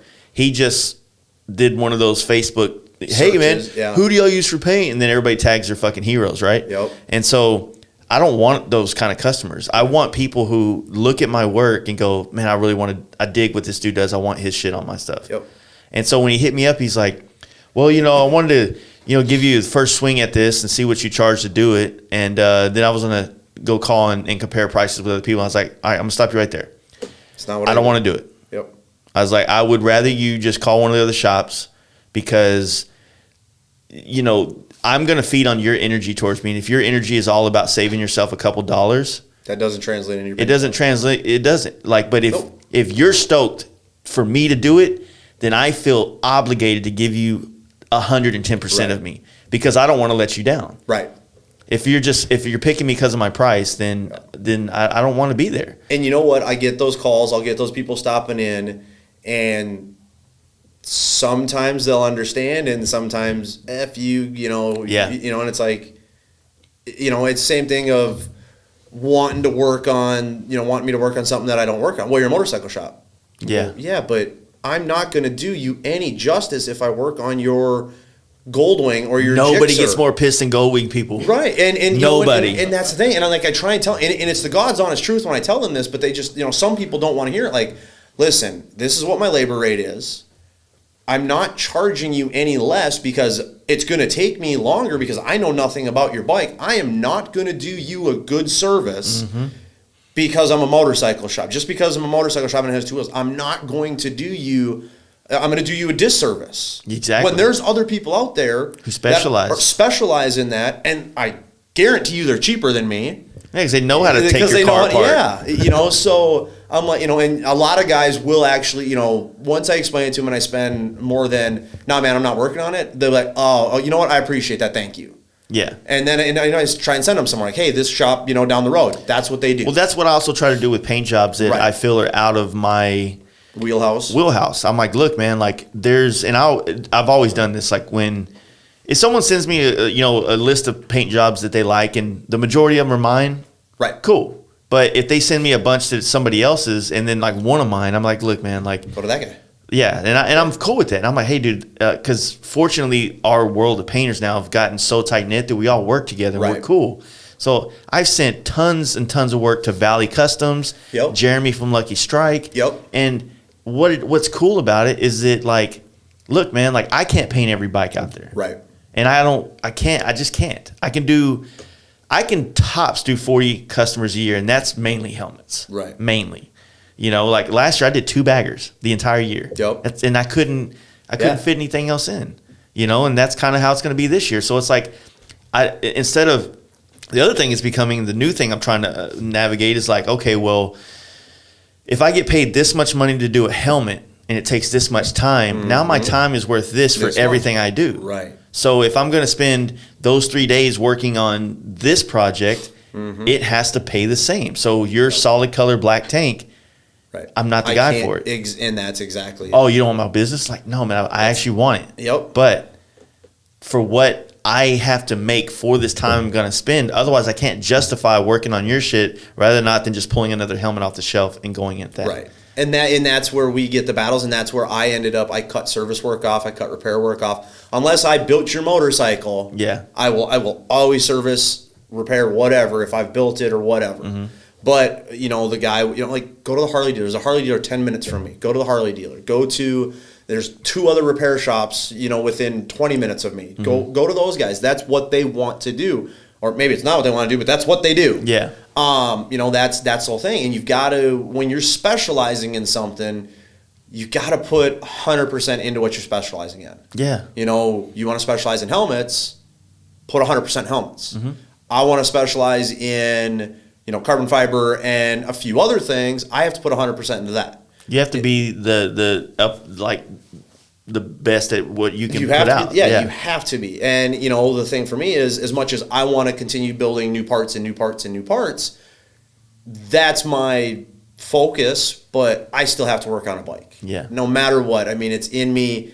I have to go into the shop and at least tinker with the bike at least every day. I have, even if it's just something. And that's kind of case in point. Like, did you see that Road Glide I just did? It's a wicked red one I just did. Yeah. So what I wanted to do with that thing was, you put the gold wheels on that? I put my gold wheels on it. So what I wanted to do is, because we always are getting the questions, how easy? Like, is your parts pre-drilled and do they fit? And all that kind of stuff. And I wanted to show people this is what you can do and how you can do it, taking a stock bike and using, obviously I want to showcase my parts, but also showcasing a handful of other companies that I work closely with and support them, and they support me. So that was the whole deal. I mean, that bike was literally 100% stock 2019 Road Glide. And honestly, a guy in his garage with basic hand tools could turn his bike into looking like that in an afternoon, maybe? Nah, probably. I mean, realistically, your basic hand tool guy, probably 12 hours or so. Yeah. 12 real hours, you can go from stock to what we did there. And, so we use that, and I was like, I want to show people what you can do. Not necessarily, obviously my number one goal is to showcase our product, but this is what you can do with performance baggers. And it doesn't have to be crazy expensive. And if you've got that bike in your garage, this is what you can make it look like. Yeah. If you want our wheels, that's fantastic. I'm very proud of our wheels, but now you've got other companies jumping in the performance bagger wheel game. Finally. Right. And that was my whole thing. We started working on it considerably before Sturgis. I'm like, you only have carbon fiber wheels out there. Yeah. So, for performance bagger guys, I'm like, there should be some options. Yep. So that's where, I mean, like I said, we were working on it before Sturgis. It took us some time to get everything going. And then we dropped them, released them, and we're doing okay with them. And, you know, that kind of a thing. But now you've got, you know, 3 or 4 other companies coming out, and that's great. Yeah. You know, so. Well, it's going to help the bike's styles Right. like So- expand, yes. which would then, like, you know, maybe the performance bagger of the Olin's off the back and Right. and what we've been accustomed to for the last 2 years isn't appealing enough to the other guy, but maybe Right, stock maybe the wheels gold wheels right. and this other shit that comes out there and how like customers make it their own will be appealing to their communities of bikers and shit that they do. Exactly. So yeah, that was kind of my thought with this bike. It's like, this is how easy it is to swap wheels and completely change the look of your bike. Mm-hmm. You know, do our front fender, do our bags, do a Trask pipe, do a Ness air cleaner. I did a set of spotter for chopper bars on it because they're 100% bolt on. You don't have to do, you know, brake line. You don't have to do a clutch line. You know, they fit perfect. You know, put a Clockworks windshield on it, you know, and you have this ultimate bike. And of course, I need another bike. I need a hole in my head. So we put it out for 30 grand. Like, here, it's 30 grand. It's, you know, it's, you know, now you can go and you can pick out what you want for your motor. You can pick out your floorboards. You know, I put Legend shocks on the back of it, and it's, you know, it's just one of those things. Here, if you've got the stock bike in your garage, this is what you can make it look like in a couple afternoons or a weekend with your buddies. Yeah. And you can derive off of that, and you can go, you know, 100 miles an hour faster with it, you know, and go deeper into it. Or you can also tune it back. But this is what you can make it look like from stock to this in, you know, a weekend. That's cool. And that is what is cool about this, because Right. everything, you know, when we were doing the big wheel stuff, it's like you got all these things in such raw form, Right. that they required some more coating or some more paint work or some more fitment, Yeah. to the point where it was discouraging for people when they would drop, you know, $4,000 on all these body parts, and then they dropped another $4,000 for fitment, body work, and all that, and then paint. Yeah. So You know? and that's where, you know, you have to do that. Like, and that's why we're getting a lot of the questions. Is the stuff drilled? Is it fitted? Is it gonna fit? And we take, again, it comes down to that spot of take it out of the box, put it on your bike. You can absolutely add paint. I mean, we're doing it quite a bit lately, and starting to see some other customers do it. Well, that Kuryakin bike was sick, dude. Thank you. You know, how did that come about? Like the whole working with them to So build the Kuryakin deal was a cool deal. I mean, we've done some stuff with Kuryakin in the past, and with that, you know, it was kind of in there, you know, and they're just right over on the other side of Wisconsin. So I know for a long time I've known a handful of guys over there, and it came down to they do this deal with Buffalo Chip for like the last, I think this was the 4th year, and they've always done the bikes in house. So one guy there, they, you know, loaded up a Kuryakin parts, you know, grab some parts from some other vendors, and then pick out a painter or, you know, whatever. Yeah. And, you know, like last year they did a new Indian Chieftain, and it was literally a really crazy paint job and virtually nothing else except some Kuryakin parts. And they don't have a lot for Indian, so it was virtually a stock bike with a paint job. So they wanted to branch off from that, and with them doing, you know, Kuryakin's that company that a lot of people want to make fun of because they hit the whole market. Yeah. But they really are, you know, getting in tune with the different niches and things like that. And, you know, they've got like the Riot gear, you know, the Riot floorboards and stuff, which I've run on a handful They look of pretty damn good for, you know, Kuryakin. For Kuryakin, Yeah. and for the price point, I mean, I've put them on many of, you know, my personal bikes. And then their mesh collection of stuff. And they've got a new collection, like, I think it's called like Dillinger or something like that. And it's almost like a dimple dyed kind of, you know, stuff, and, you know, that kind of stuff. So they're really getting into it, and you don't get to be that big of a company without watching what's happening. Yeah, exactly. So what's happening? And, you know, they're watching it. Performance baggers. Well, who's the guy in the Midwest that's right next to us that we've been doing work with?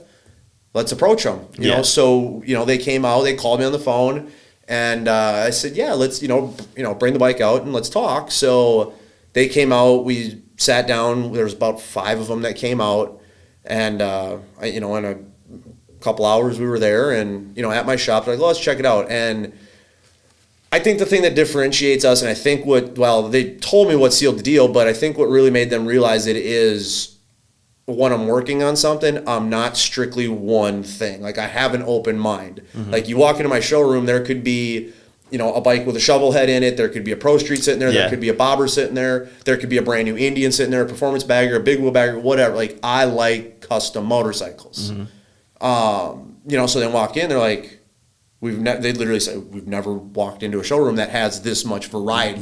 Yeah. You know, we can walk into a shop and there could be 10 of that particular bike there, but no variety. And, you know, and we're about everything, not like I just said one before, thing. man, that fucking shovel, that lay frame shovel head, that Tour Glide, fuck. Thank dude. you. That, when that came out, that was like, dude, that was like, I remember. You dug it when it was ratty and dirty, Yeah. the first version. Because it was like you bought it and you fucking polished it and lay framed it like an old, shop truck kind of thing. Yeah.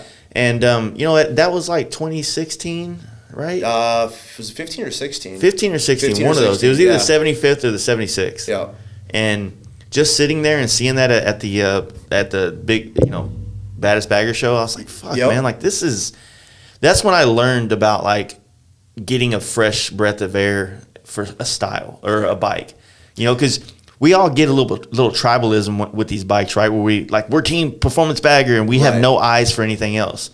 But when you do that, sometimes you make yourself so, it's like squeezing it so much. That's that you end up squeezing the life out of it too quick. Yeah, and you lose all your ambition for what you're doing, and that's where I got with Big Wheel Baggers was we got what I called our perfect formula, our little recipe that let's just build it. Still proud as hell that it was that bike, but it got so repetitive. Yeah, it got so repetitive. So that little shovel head, I'm like. I think what also happened that's rarely talked about is it such an anomaly of influx of business took place in the chopper boom, right? That it left so many people that started in the performance bagger world thinking that there's something on the table that never really was, right? Financially, right? Yep. That there was something there was some type of thing that if we don't capitalize now, we lost. Yep. We lost this era. Yep.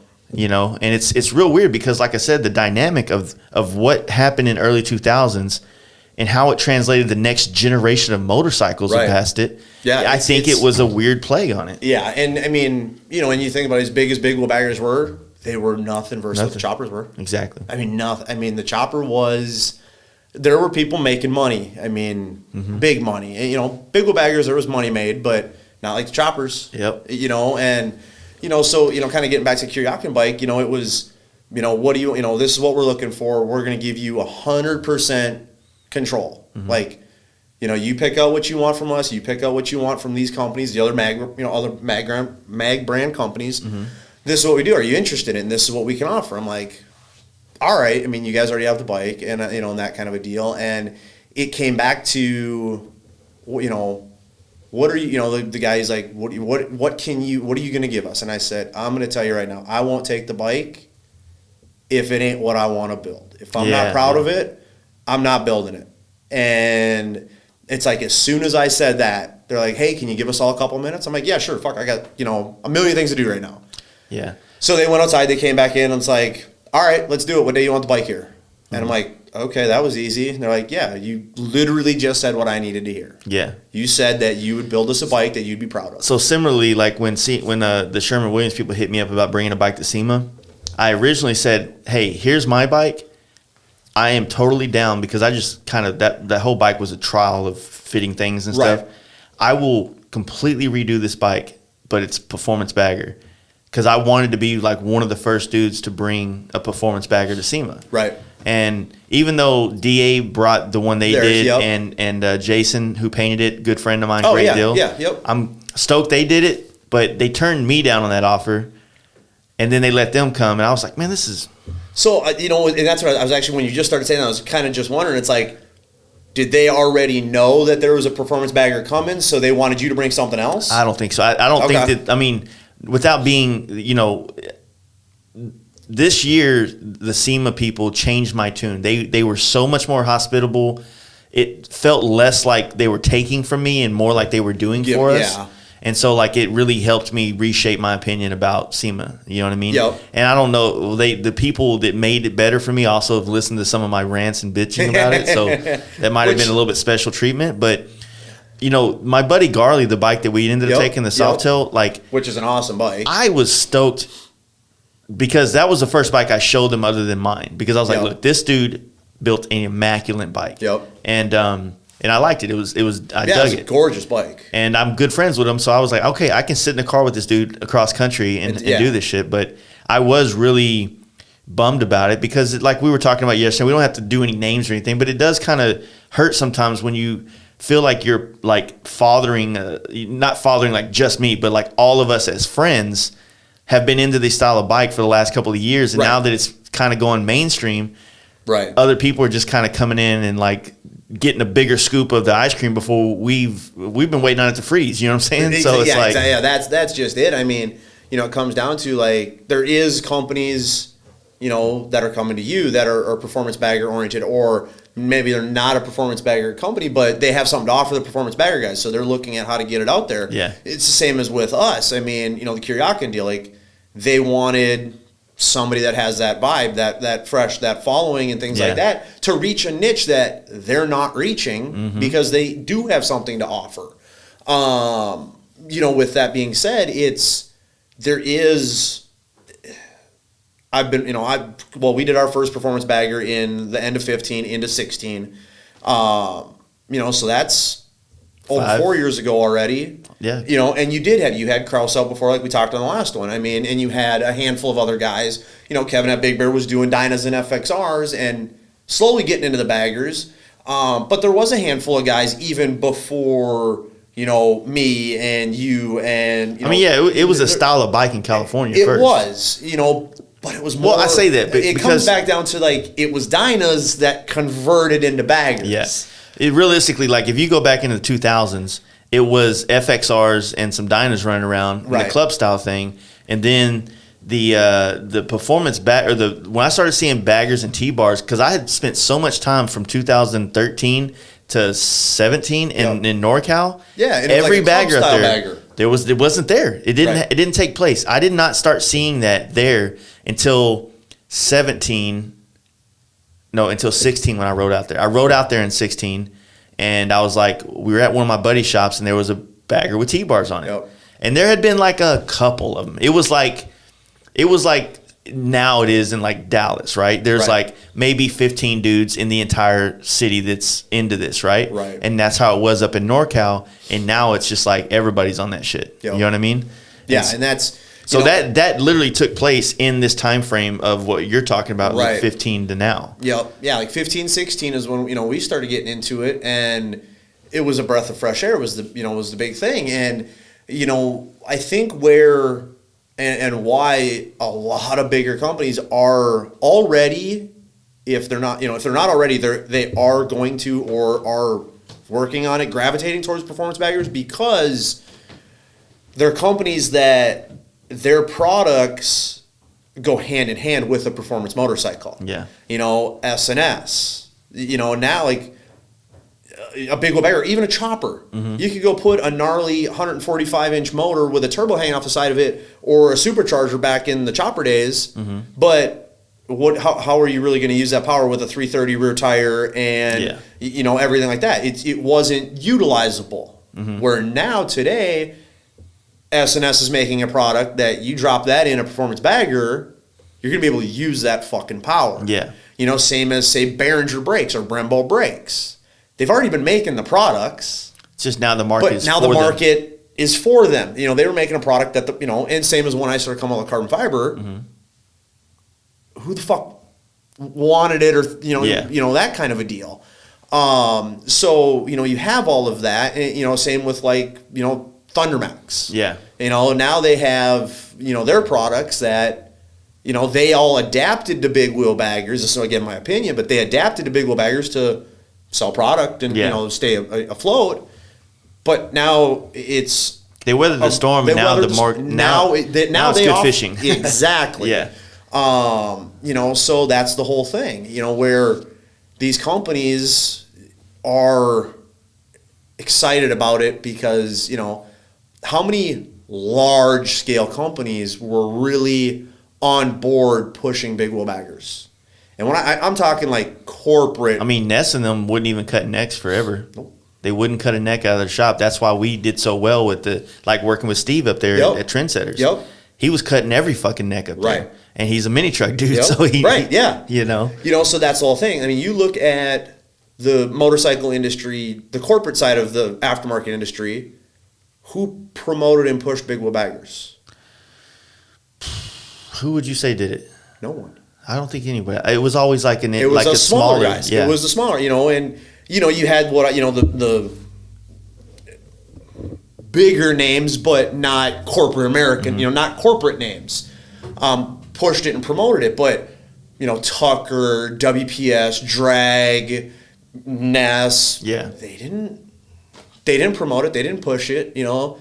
Drag, didn't. Yeah. No, Performance Machine. Yeah, they'd make wheels for it, but Performance Machine didn't go and build a 30-inch stretched out bike to put in their trailer. Yeah. So they didn't. The industry didn't. They weathered the storm, like you said, with it, but they didn't. They offered the parts, but they didn't. Either. They didn't punt. They didn't promote it. They ran with it, but they didn't promote it. Yeah. It's that kind of deal. So now, I'm getting hit up by a lot of companies where, hey, we're building a display bike this year, performance based. Can we work together? We want to put your parts on it and things like that. Yeah. So there's a lot of that going on where you never get them calls from, when you're doing big wheel baggers. Yeah. Hey, we want your parts on our bike that we're building for display. And which is awesome. Yeah, exactly. I mean, okay, so so these guys are recognizing what we're doing and what you're doing. What the performance bagger market is awesome. Yeah. Well, that's what I like about it, and that's the best way to put it is just like I said. It's hard to not let the ego get involved. You know what I'm saying? It really is. I mean, because we're all trying to keep it in check, but we're in an industry where it's weird because we're in a small industry that we can easily be well known in it really quickly. Right. And it's just hard to navigate. That's all there is to it. It's hard to be this guy that doesn't feel attacked whenever you've been a part of something or tried to push something for so long, and then it starts to take place, and bigger people come in and just kind of snuff you out instead of work with you, when realistically this whole thing is based on us all working together and being friends. And that's what's made it so big and so tight knit so far. Right. I mean, we've had our outcasts, but realistically, and you're always going to get that. And the thing is, it's like there's just, like I said, I hate comparing it because big wheel baggers were such a large part of what we do. Yeah. Like I'm not disrespecting it one bit, but in the counterpart of it, it's the only thing really to compare to that's current. Yeah. A lot of people, it's too far gone from the chopper world that was of the early 2000s. Right. You can't compare it. You can't compare it anymore. Like the only thing you can compare it to is big wheel baggers. Mm-hmm. So, and it's just such a different vibe. Yeah. Which, it really is. Or is it not now that we just are in an era where things get popular and it just people get over it? Right. I've been seeing it too much. I'm over it. Yep. And I mean, that's probably a good way to think about it. 'Cause I mean, maybe there's a lot of other factors that kind of stifled the chopper movement of the early 2000s. Financially, money was a big thing, and then our economy as well. But the big wheel thing, it seems like our economy's been fine. It was just a choice made by bikers to kind of get away from it. Right. And yeah, it ran its course. Mm-hmm. It absolutely ran its course, which everything does. And it's hard to say because honestly, I think choppers did too. They did. Oh, they did. It's like, but it feels like I think an economic crash kind of nailed it. It gave it a good exit. Like, nobody was making money, but the crash happened. So it's like, the crash killed our business. Right. So, that's the thing. And it's, like I said, it's beyond exciting to see large companies really wanting to get involved with it. And, because their product already I still also feel like the motorcycle aftermarket industry I'm older than it.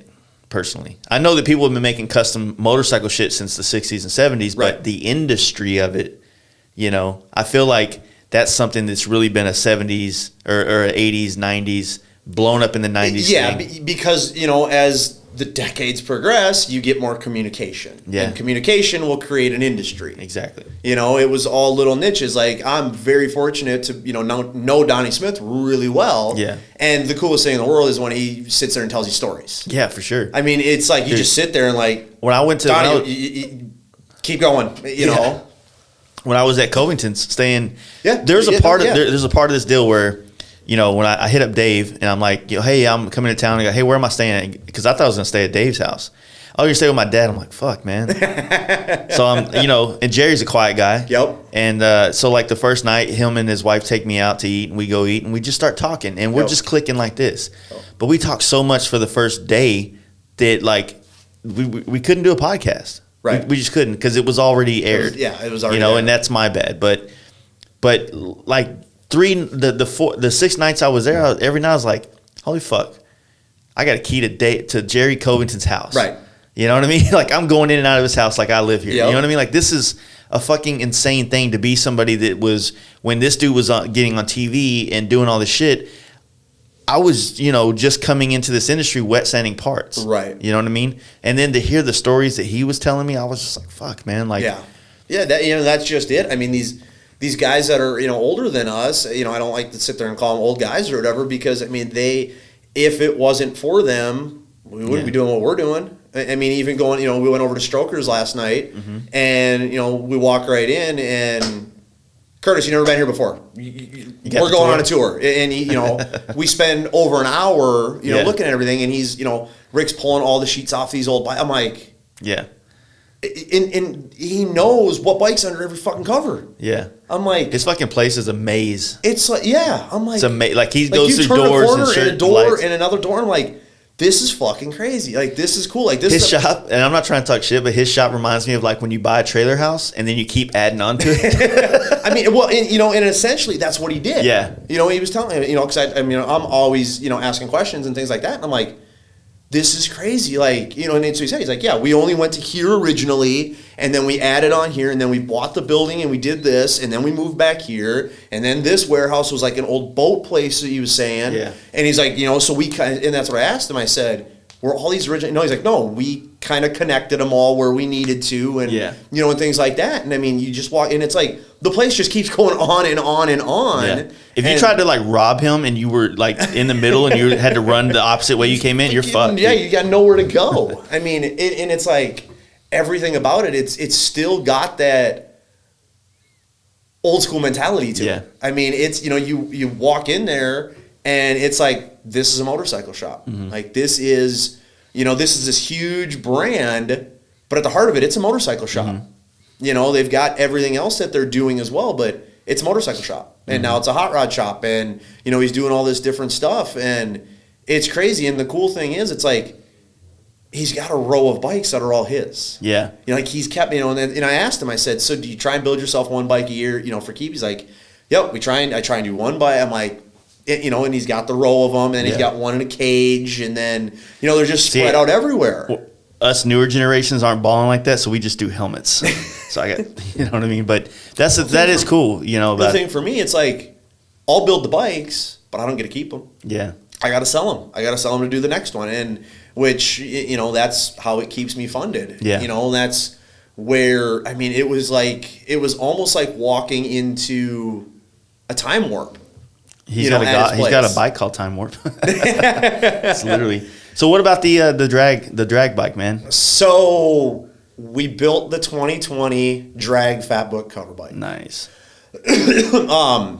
And it's been under wraps. It's actually, you know, what's today, the 4th or 5th or something Yeah. So like we're not that. gonna release this for about 2 more weeks. Yeah, so we've got the 2020 drag bike, you know, cover bike for the catalog for the year. What we did, we got approached back in April by Tom Motzko, who is, you know, one of the big guys at Drag. He's product development, he's brand development, he, you know, takes care of all the fat cover, you know, all the Fat Book bikes, all the, you know, everything. He's built himself, you know, a handful of the Fat Book cover bikes have been, you know, builds that he's done himself, and things like that. So in Arizona Bike Week, we got approached by him. We were all out riding, and we're talking, and he must have seen what we were riding. I mean, I've known Matsuko for years.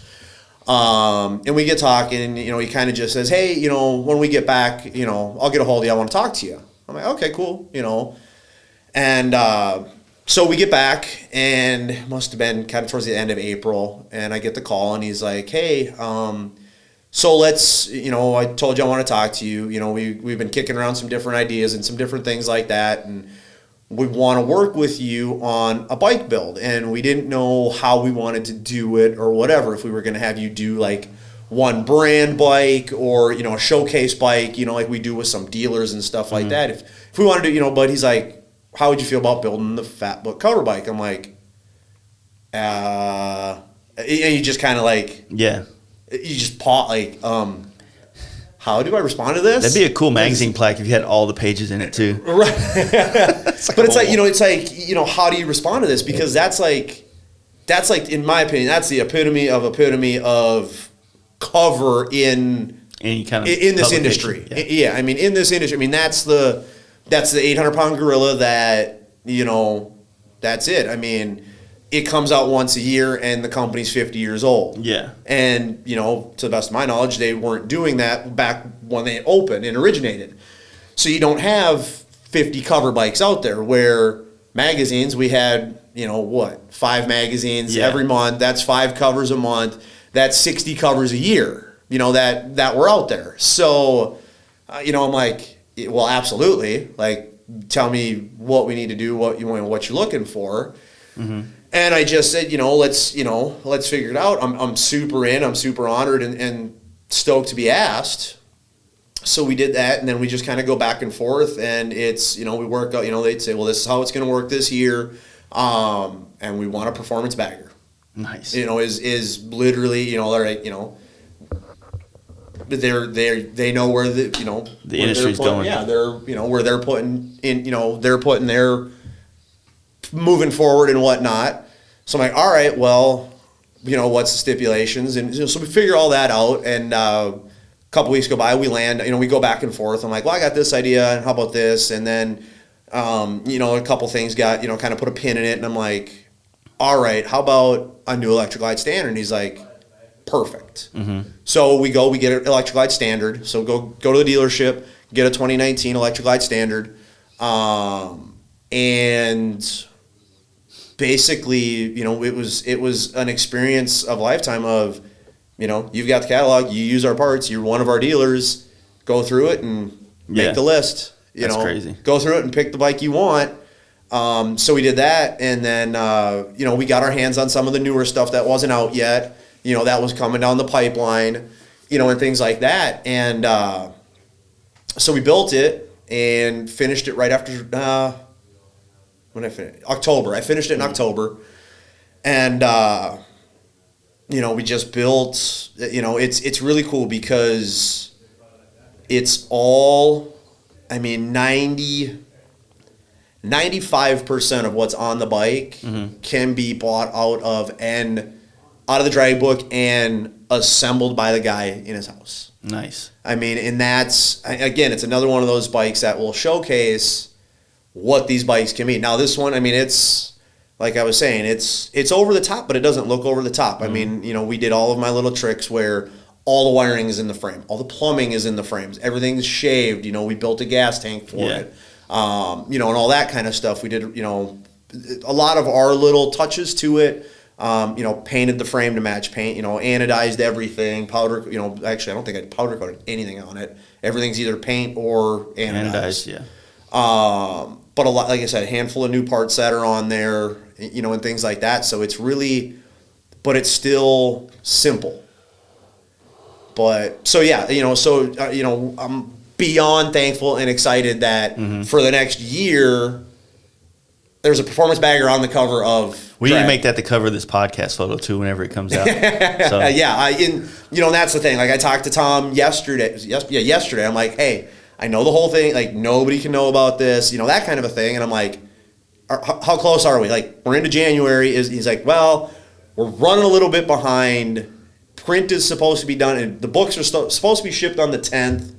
And And we're going to publicly release it on the 17th of January. So 17th, you know, sometime in that time frame. Yeah, so I'm going to be out of town. I'm not going to release this till I get back from California. Yeah. So. Yeah, so like we'll have all the media and all that, you know, all the studio pictures, all the, you know, cover pictures. You know, we did a full photo shoot. Actually right in front of a bar and restaurant about a mile from my shop. Nice.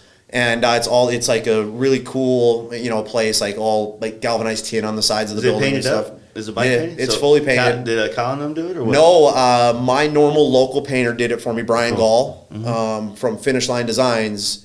He did it, and it's red, gold, and black. Nice. So it's one of those, you know, I'm super proud of it. It's super detailed, and it's got, you know, like I said, it's got a lot of cool. Yeah, I think that's what's going to happen now. I think that it, like you just said, you know, because it's the same thing. Like I think of all the little tricks and things I know about plumbing and cleaning up a bike and customizing it, and I've been holding back from really going that deep on these bikes, and it's kind of like I want to now. Like I dig details a lot, right? And I like the fact, and I've always said that even with my paint jobs, it's like, I want to catch your attention from across the parking lot, and then I want to hold your attention when you look at it. Yep. So I don't want you to be able to see the entire thing from across the parking lot.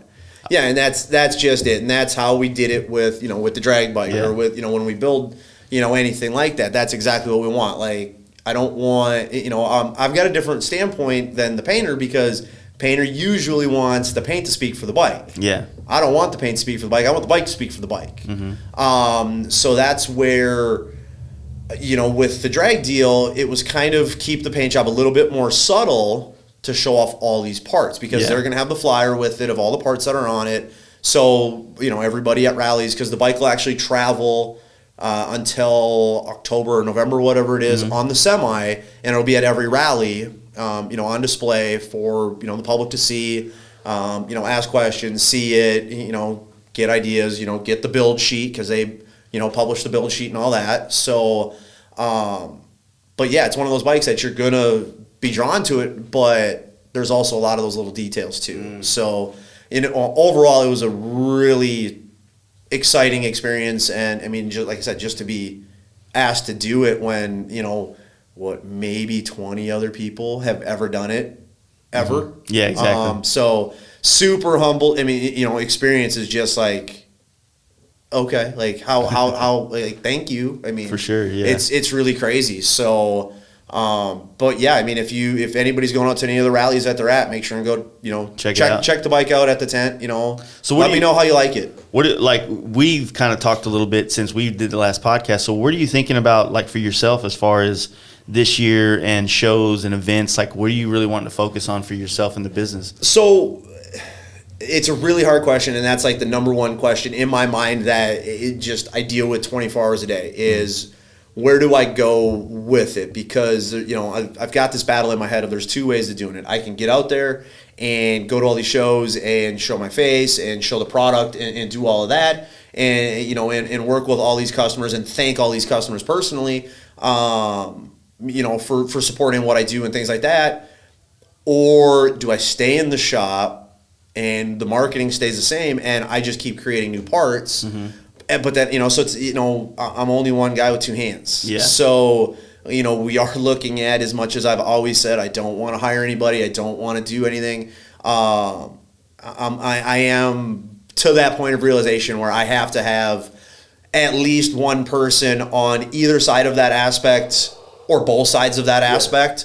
I just can't do everything. Yeah. So if anybody fucking out there is looking for a job, yeah, and you want to go freeze your ass off, yeah, exactly, yeah. So but you know, seriously, it's, you know, like coming down here was kind of that first step of getting out, you know, supporting you. You know, you're supporting us. I want, you know, I'm a fucking huge supporter, you know, believer in support those who support you. Yeah, 100%. You know, I really am. Like I've always been that way, and, you know, getting out there and starting to get, you know, kind of a travel schedule. You know, I don't travel a lot, and, you know, figuring things out and, you know, learning a new city for 48 hours only, you know, that kind of stuff. Like, you know, I've never done that kind of stuff. So trying to figure out, you know, how we want to do it and things like that. Well, Brian does it pretty well, like the way he does it with, he travels so much, and he just kind of piggybacks his family traveling with like, hey, I need to stop by and see a couple dealers. Yep. And, shake hands and kiss babies and shit. Yep, exactly. So,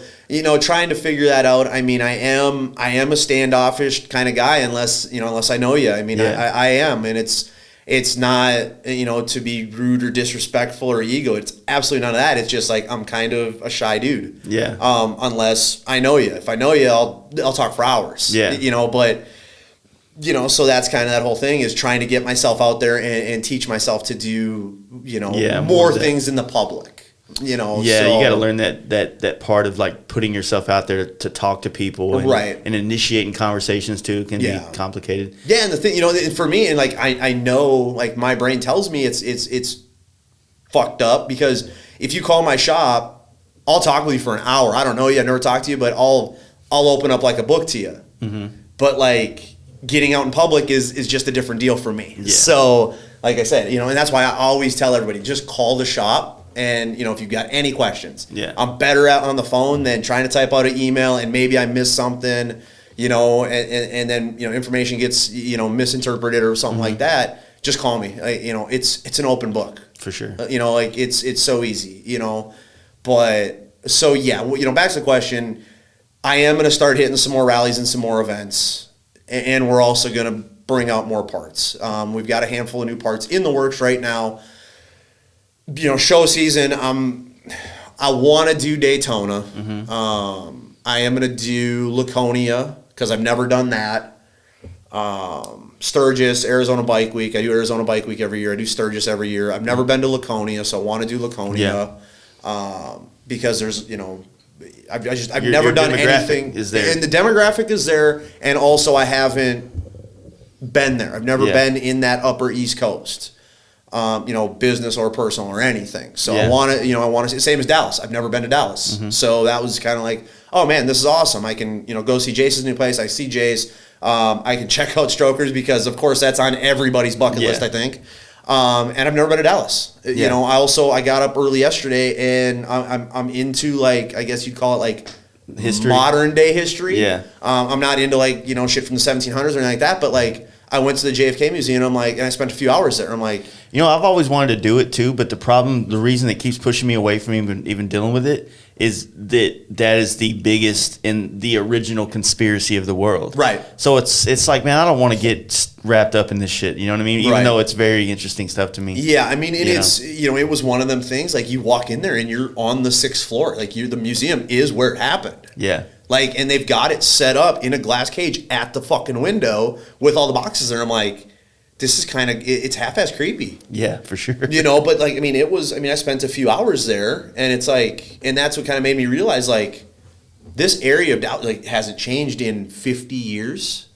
No, they keep it pretty chill, but like, what I like seeing is like when you see those old photos from like the 20s and 30s of like towns. Yes. Yeah. Oh yeah. And then you're like, oh shit, it's still kind of like that here. How it's modernized and gone from marquee signs to, LED and shit like that. Yeah. And I love that shit, because I used to live in downtown. Like, we lived in a loft. Okay. That was an old train station from originally. Okay. Yeah. And that's all badass. I dig that shit. Yeah. Oh yeah. Hell yeah. And then when you go to like, that's one of the reasons why I want to go east so much, because going west, it's not as old as going east. Right. So when you go east, you're being in New York, for instance, would be like hanging out in a bar in a place that has been remodeled and revamped, but the buildings kind of was here, in early 1800s, maybe even, whatever. Right. And like, like Dave Perowitz, he puts on the fall foliage run for the hamsters. And, I haven't made it. I've wanted to go for years. But everybody that always goes out there, it's like, it's in Boston, it's in Massachusetts, and they're like, everything's so old here, and the roads are old, and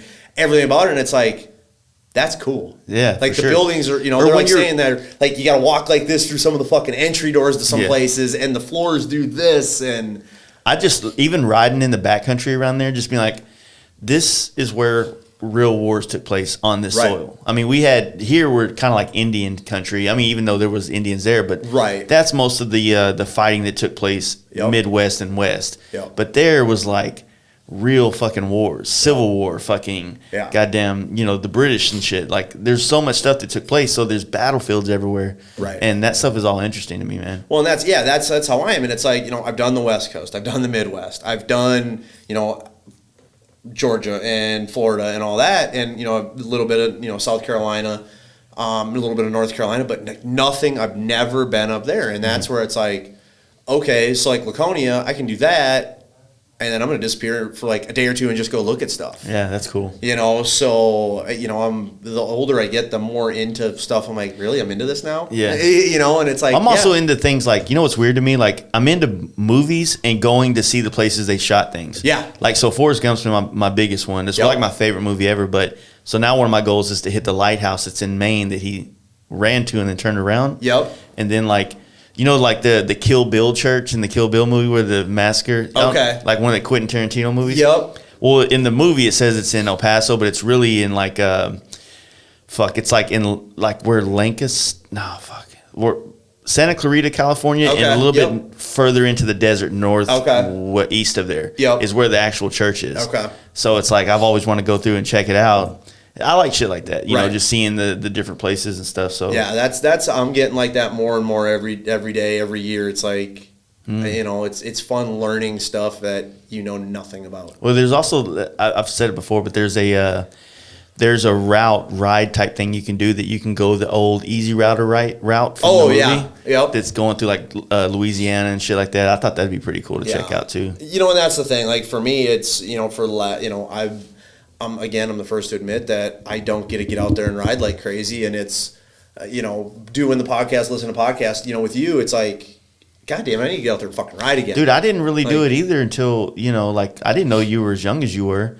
I don't know if that's a good thing or not. But I get that a lot. So I didn't start really pushing across. I had ridden across state lines, which you have as well. Like you've done the California to Sturgis thing, but I didn't really make it a point to where my goal was to jump on my bike and go somewhere until I was 33 or 4. Right. Honestly, that's when I was like, you know what, fuck it. I'm taking 2 weeks and I'm riding a bike. Yep. And that's where I'm at. I mean, it was always, the most I did. I mean, obviously I rode a lot when I was younger, but the most I did cross country was one of the was 2015. 2015 we did the hot bike Power build off. Yeah, we were one of the builders for the bagger side, and we did that, and that started in Iowa and went to Montana. Yeah. So we did that one, and then the last couple years I rode to Sturgis. 1 year was from Vegas all the way up the coast, and then over. That was for that Bikers Against Bullies. Yep, that was Bikers Against Bullies, and then the year I pissed some dude off there because that was that year at the Baddest Bagger show. Yep. This dude was on a bike. It was a flame job bike, and I had made a comment because I ride everywhere. Right. I rode to every show I went to, and I said something, and it was an asshole thing for me to say, and that dude took it so pissed. He's like, "I rode it here," and I'm like, "Oh, okay, fucking." Right. You know what I mean? Like it was kind of weird, but that dude did the whole trip and stuff. And it's fun. It's cool that like people would put on rides like that and it would get people to try this shit. Right. But I mean, like I loved it. I told Jeff a million times on the hot bike, I was like, dude, what kind of bike do you want me to build? I'll buy 3 of them and bring them all. Right. And put my friends on them and ride it. I love riding and I love a challenge too. Yeah. So give me both and I'm fucking I'm in heaven, dude. Yep. So. And it looks like, I think he's doing it this year. He's doing one, isn't he? Yeah. Well, he did it last year in the Smoky Mountains. You know what? Yeah, he did. Cause you talked to me and I'm like, dude, I can't, I just directly after Sturgis and after what I've been doing. Like that's what's happening now is how like a lot of these events in the country are becoming smaller with the availability of riding season for half the country. Right. It starts to cram a lot of things into the same time frame. Right. And even as self-employed people, I can't afford to back-to-back events. Yeah. Because I don't get paid to go to Sturgis. I don't get paid to do any of that shit. Yeah. We pay to go there. Yeah. That's, it costs, shit. I just booked my hotel for Sturgis and I'm like, oh boy. Trust me, I'll be sleeping on a campground in a tent for 5 days. You know what I mean? It's like, there's going to be a point in time too where I can't do that shit anymore. Right. And I want to be able to say that I did it so much that I never have to do it anymore. Like a good friend of mine, Zombie Mike, he's actually going to do the podcast tomorrow. He's like, I don't camp. I'm like, why? He's like, dude, I was in the military for I camped all I never need to do in my life. I'm like, fucking fair Fair enough. enough. You know what I mean? Yeah, So, so that's the whole thing. It's like this year, I mean, business side is obviously developing new parts, getting parts out that have been in the works for a while. That side, doing some traveling, getting to rallies and getting to events, and then getting out and actually, because at rallies and events, I usually don't get a ride anyways. Yeah. So that's where the ride to Sturgis is starting to become a lot more important to me. That's why I did it a couple years. I mean, I did it, yeah, just years do ago, it. Just do it, but just make it. Don't do the short way. Right. Well, You know? this year I'm going to do either, so there's a ride leaving the West Coast and there's a ride leaving, from Perowitz is on the East Coast. Do either one of those, and it's ship a bike, fly in, and then ride. Yeah. Because otherwise, driving a truck or trailer, then you got to have it follow. So you ship the bike, fly in, and then ride. So I'm absolutely going to ride to Sturgis this year. I just don't know from where, because to ride from home, it's Not fair. I-90 and flat and boring. And hey, we made it to Mitchell. That's halfway. Stop in, you see Brian and the boys. Okay, go the rest of the way. So it's not the ride from Minneapolis to Sturgis is not a Yeah, so you said 600 miles. 600 miles. It's not really a long day. That's like usually day 2 of a real big ride because So and like the East Coast ride, the West Coast ride, they ride hard. And that's what's they ride hard and there's a a good sized group and it's all kind of you go for it and you have fun, and then when you get to Sturgis, if you don't if you got to work all week, then you at least got your ride in. Yeah, that's for sure. That's what's cool. Well, that's cool, man. So,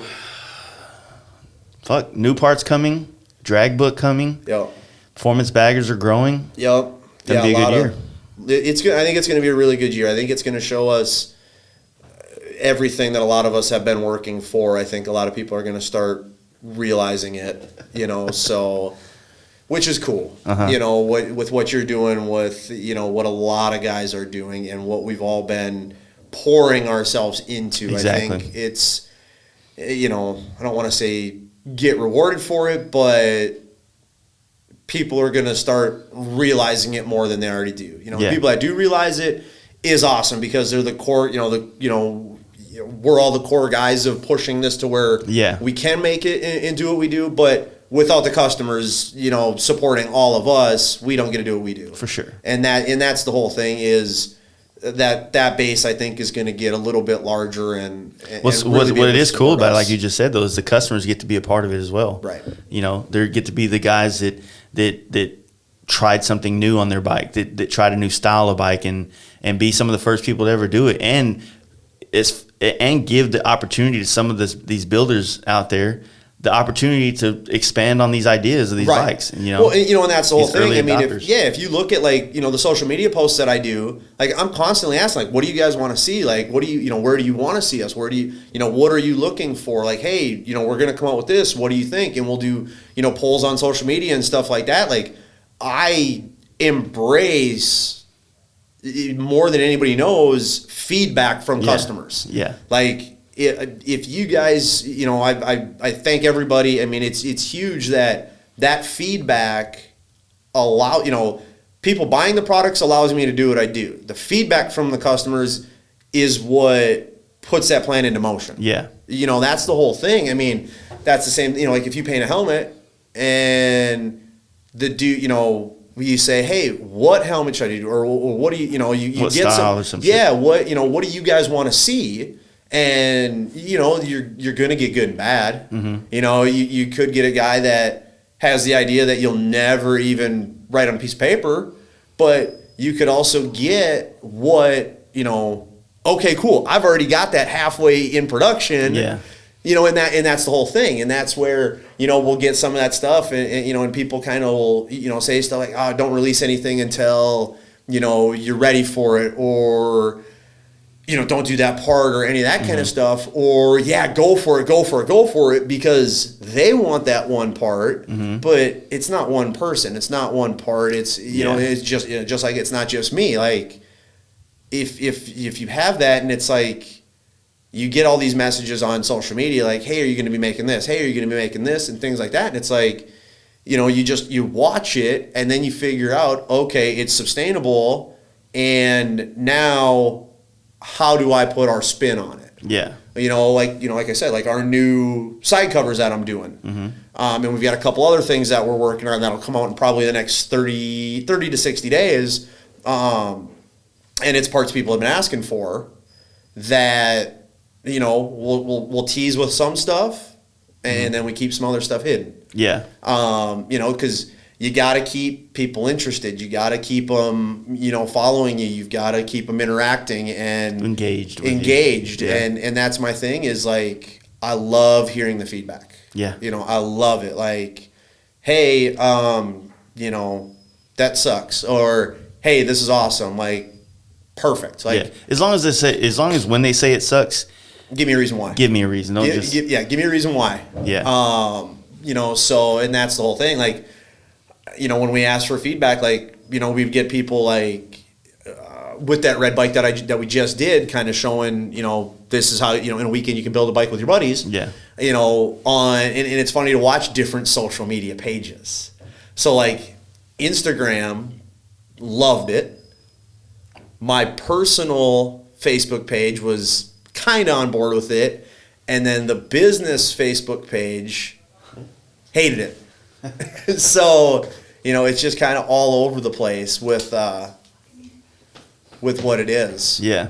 So yeah, it's the demographic from Facebook to Instagram is completely different, but it's older. It's older guys. I mean, Big Wheel Baggers was founded on Facebook and kind of thrived there. Right. And Dynas and FXRs and performance baggers and choppers. Yeah. The vintage chopper movement has all been an Instagram. That's been the magazine for it. So yeah, and that's and with that being said, like if I post a throwback picture of a Big Wheel Bagger we did years ago, yeah, Instagram is not into it. My Facebook page will blow up. Yeah, so it's just that different. Exactly. Media marketing, whatever demographic. Yeah. Well, it's like the way social media is not just social media. Yeah.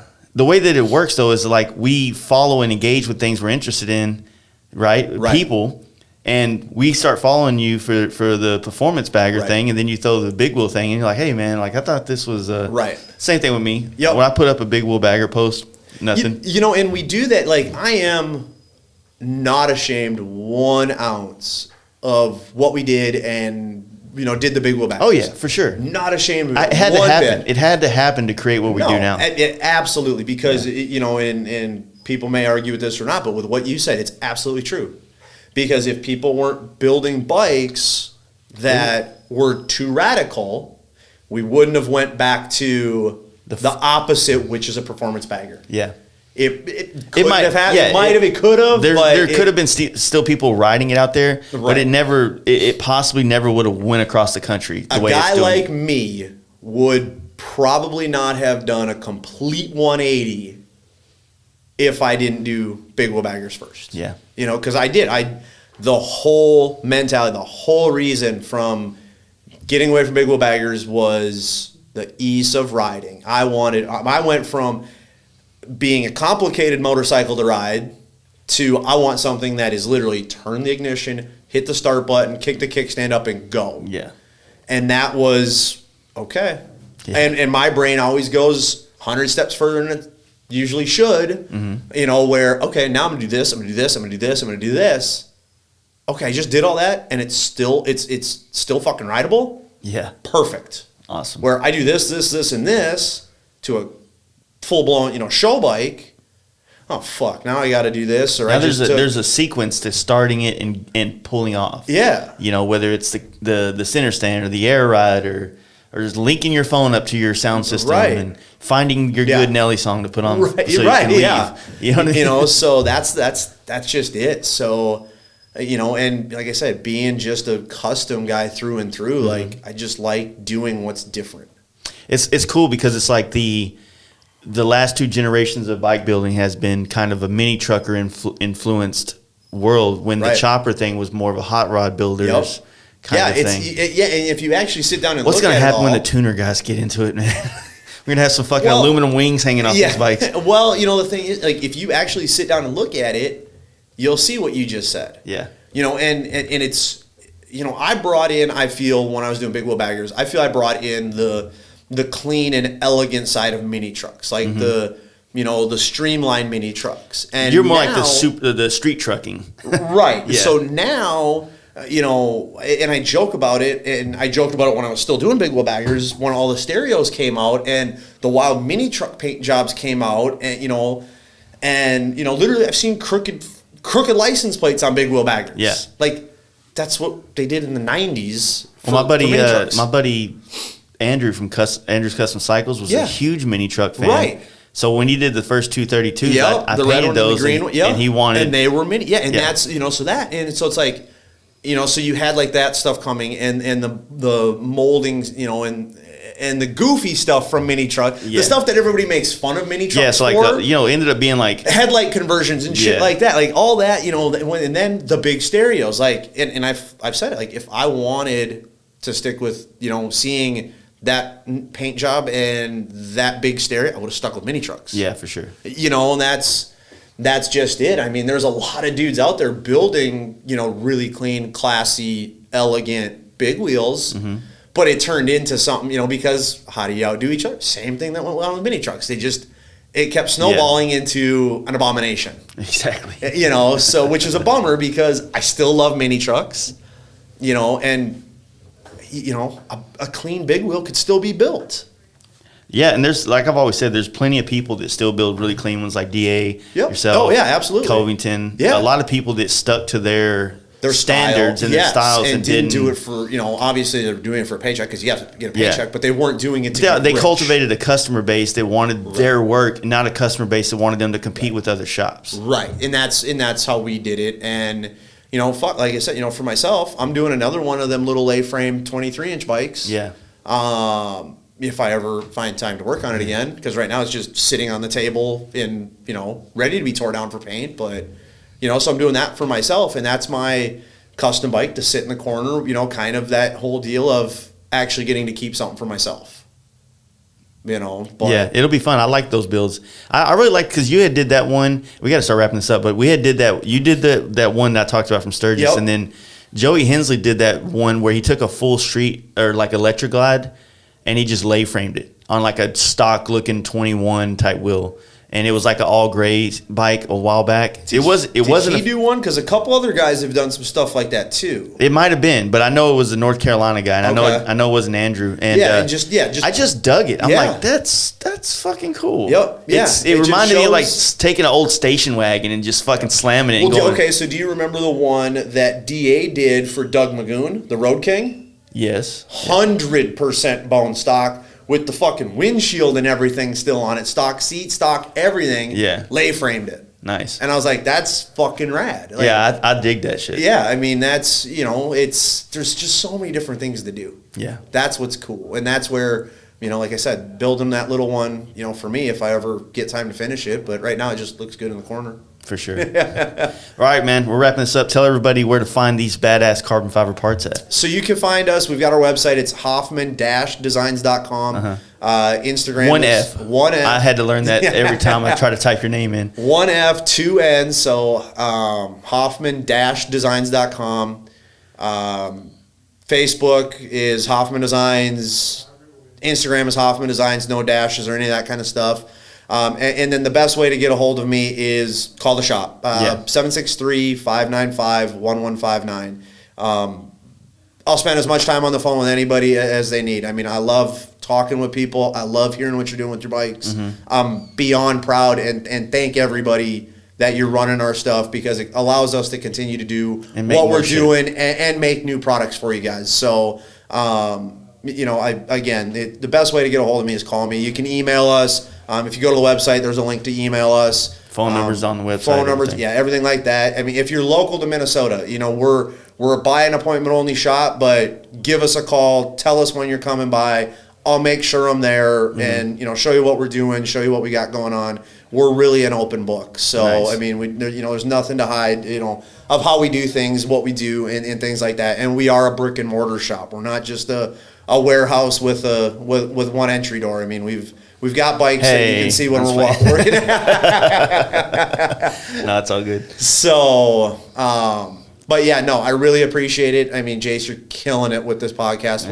We're honored to do it and thankful that you asked us back. I appreciate it. The fact that everybody keeps listening and, you know, like I said, the content's you guys, man. I'm just a dumbass on a mic trying to fucking, you know, make it happen. So I appreciate you doing this, and thanks for flying down here, man. It means a lot. So. Absolutely. I can't wait to party now. Cool. Let's do it. All right.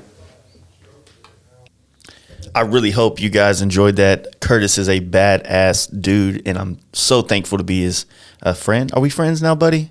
Text me and let me know. Anyway, we have it. Here we got one. I have a method that I found that was pretty easy to start figuring out who can win and how to do this stuff. And yeah, and I used it. And he goes by dragonbody67 at yahoo.com. I don't have names on here. Billy H. Let me see. I'm trying to figure out how to get more information because this is kind of weird. But anyway, awesome. I mean, dude, hit me up. I'll email you and I'll get with Lexin, and they're going to be sending you something out. And we're going to be giving away another care package on our next podcast with, I think we're doing Boosted Brad on this one. So anyway, that shit's coming. I know I've been talking about it for months and months and months, and I've been, this whole time in California, I was talking with tons of shops, even ones that aren't necessarily sponsors, about doing giveaways through the Patreon. So please, guys, support us that way. That way I can try to get this shit into more people's hands. And like I said, if you could also go on to whatever platform you listen to this podcast and rate it, it will drastically help us, grow this podcast and go to bigger and badder ass places. Anyway, congratulations, Billy H. I really appreciate it. And your $6.66 donation every month. Appreciate the shit out of that, dude. Anyway, you guys check out our sponsors, SimpsonMotorcycleHelmets.com and on Instagram, Dream Rides John on Instagram and TeamDreamRides.com, Big Bear Choppers on Instagram and BigBearPerformance.com, Paint Huffer Metal Flake on Instagram and PaintHuffer.com, Fast Life 12 for 10% off at checkout, Thundermax EFI on Instagram and ShopTmax.com, Lexin Moto on Instagram and Lexin, I think it's -moto.com now. I had to double check that. My bad, guys. Offer code FASTLIFE for 15% off, and Boosted Brad on Instagram and boostedbrad.com. Fast Life at checkout for 5% off. Don't sleep on those fucking offers, guys. Those dudes are all rad, and they're keeping this podcast going just like you guys by listening. So thank you all. I'm really excited for the next podcast. It's with I think I brought it up before, but it's with a close friend of mine from years and years past, a dude that helped me get off the ground in my career, a bad motherfucker, man, straight up, a military guy that's been doing contracts for the last 13, I believe, years now. And I hope we capture some of the stories that you're going to appreciate, because I really appreciate this dude and just, calling him my friend. So looking forward to releasing this podcast probably on Monday with my buddy Brandon Moore. So we'll see you guys back then. And good times. No hate crimes though. Peace.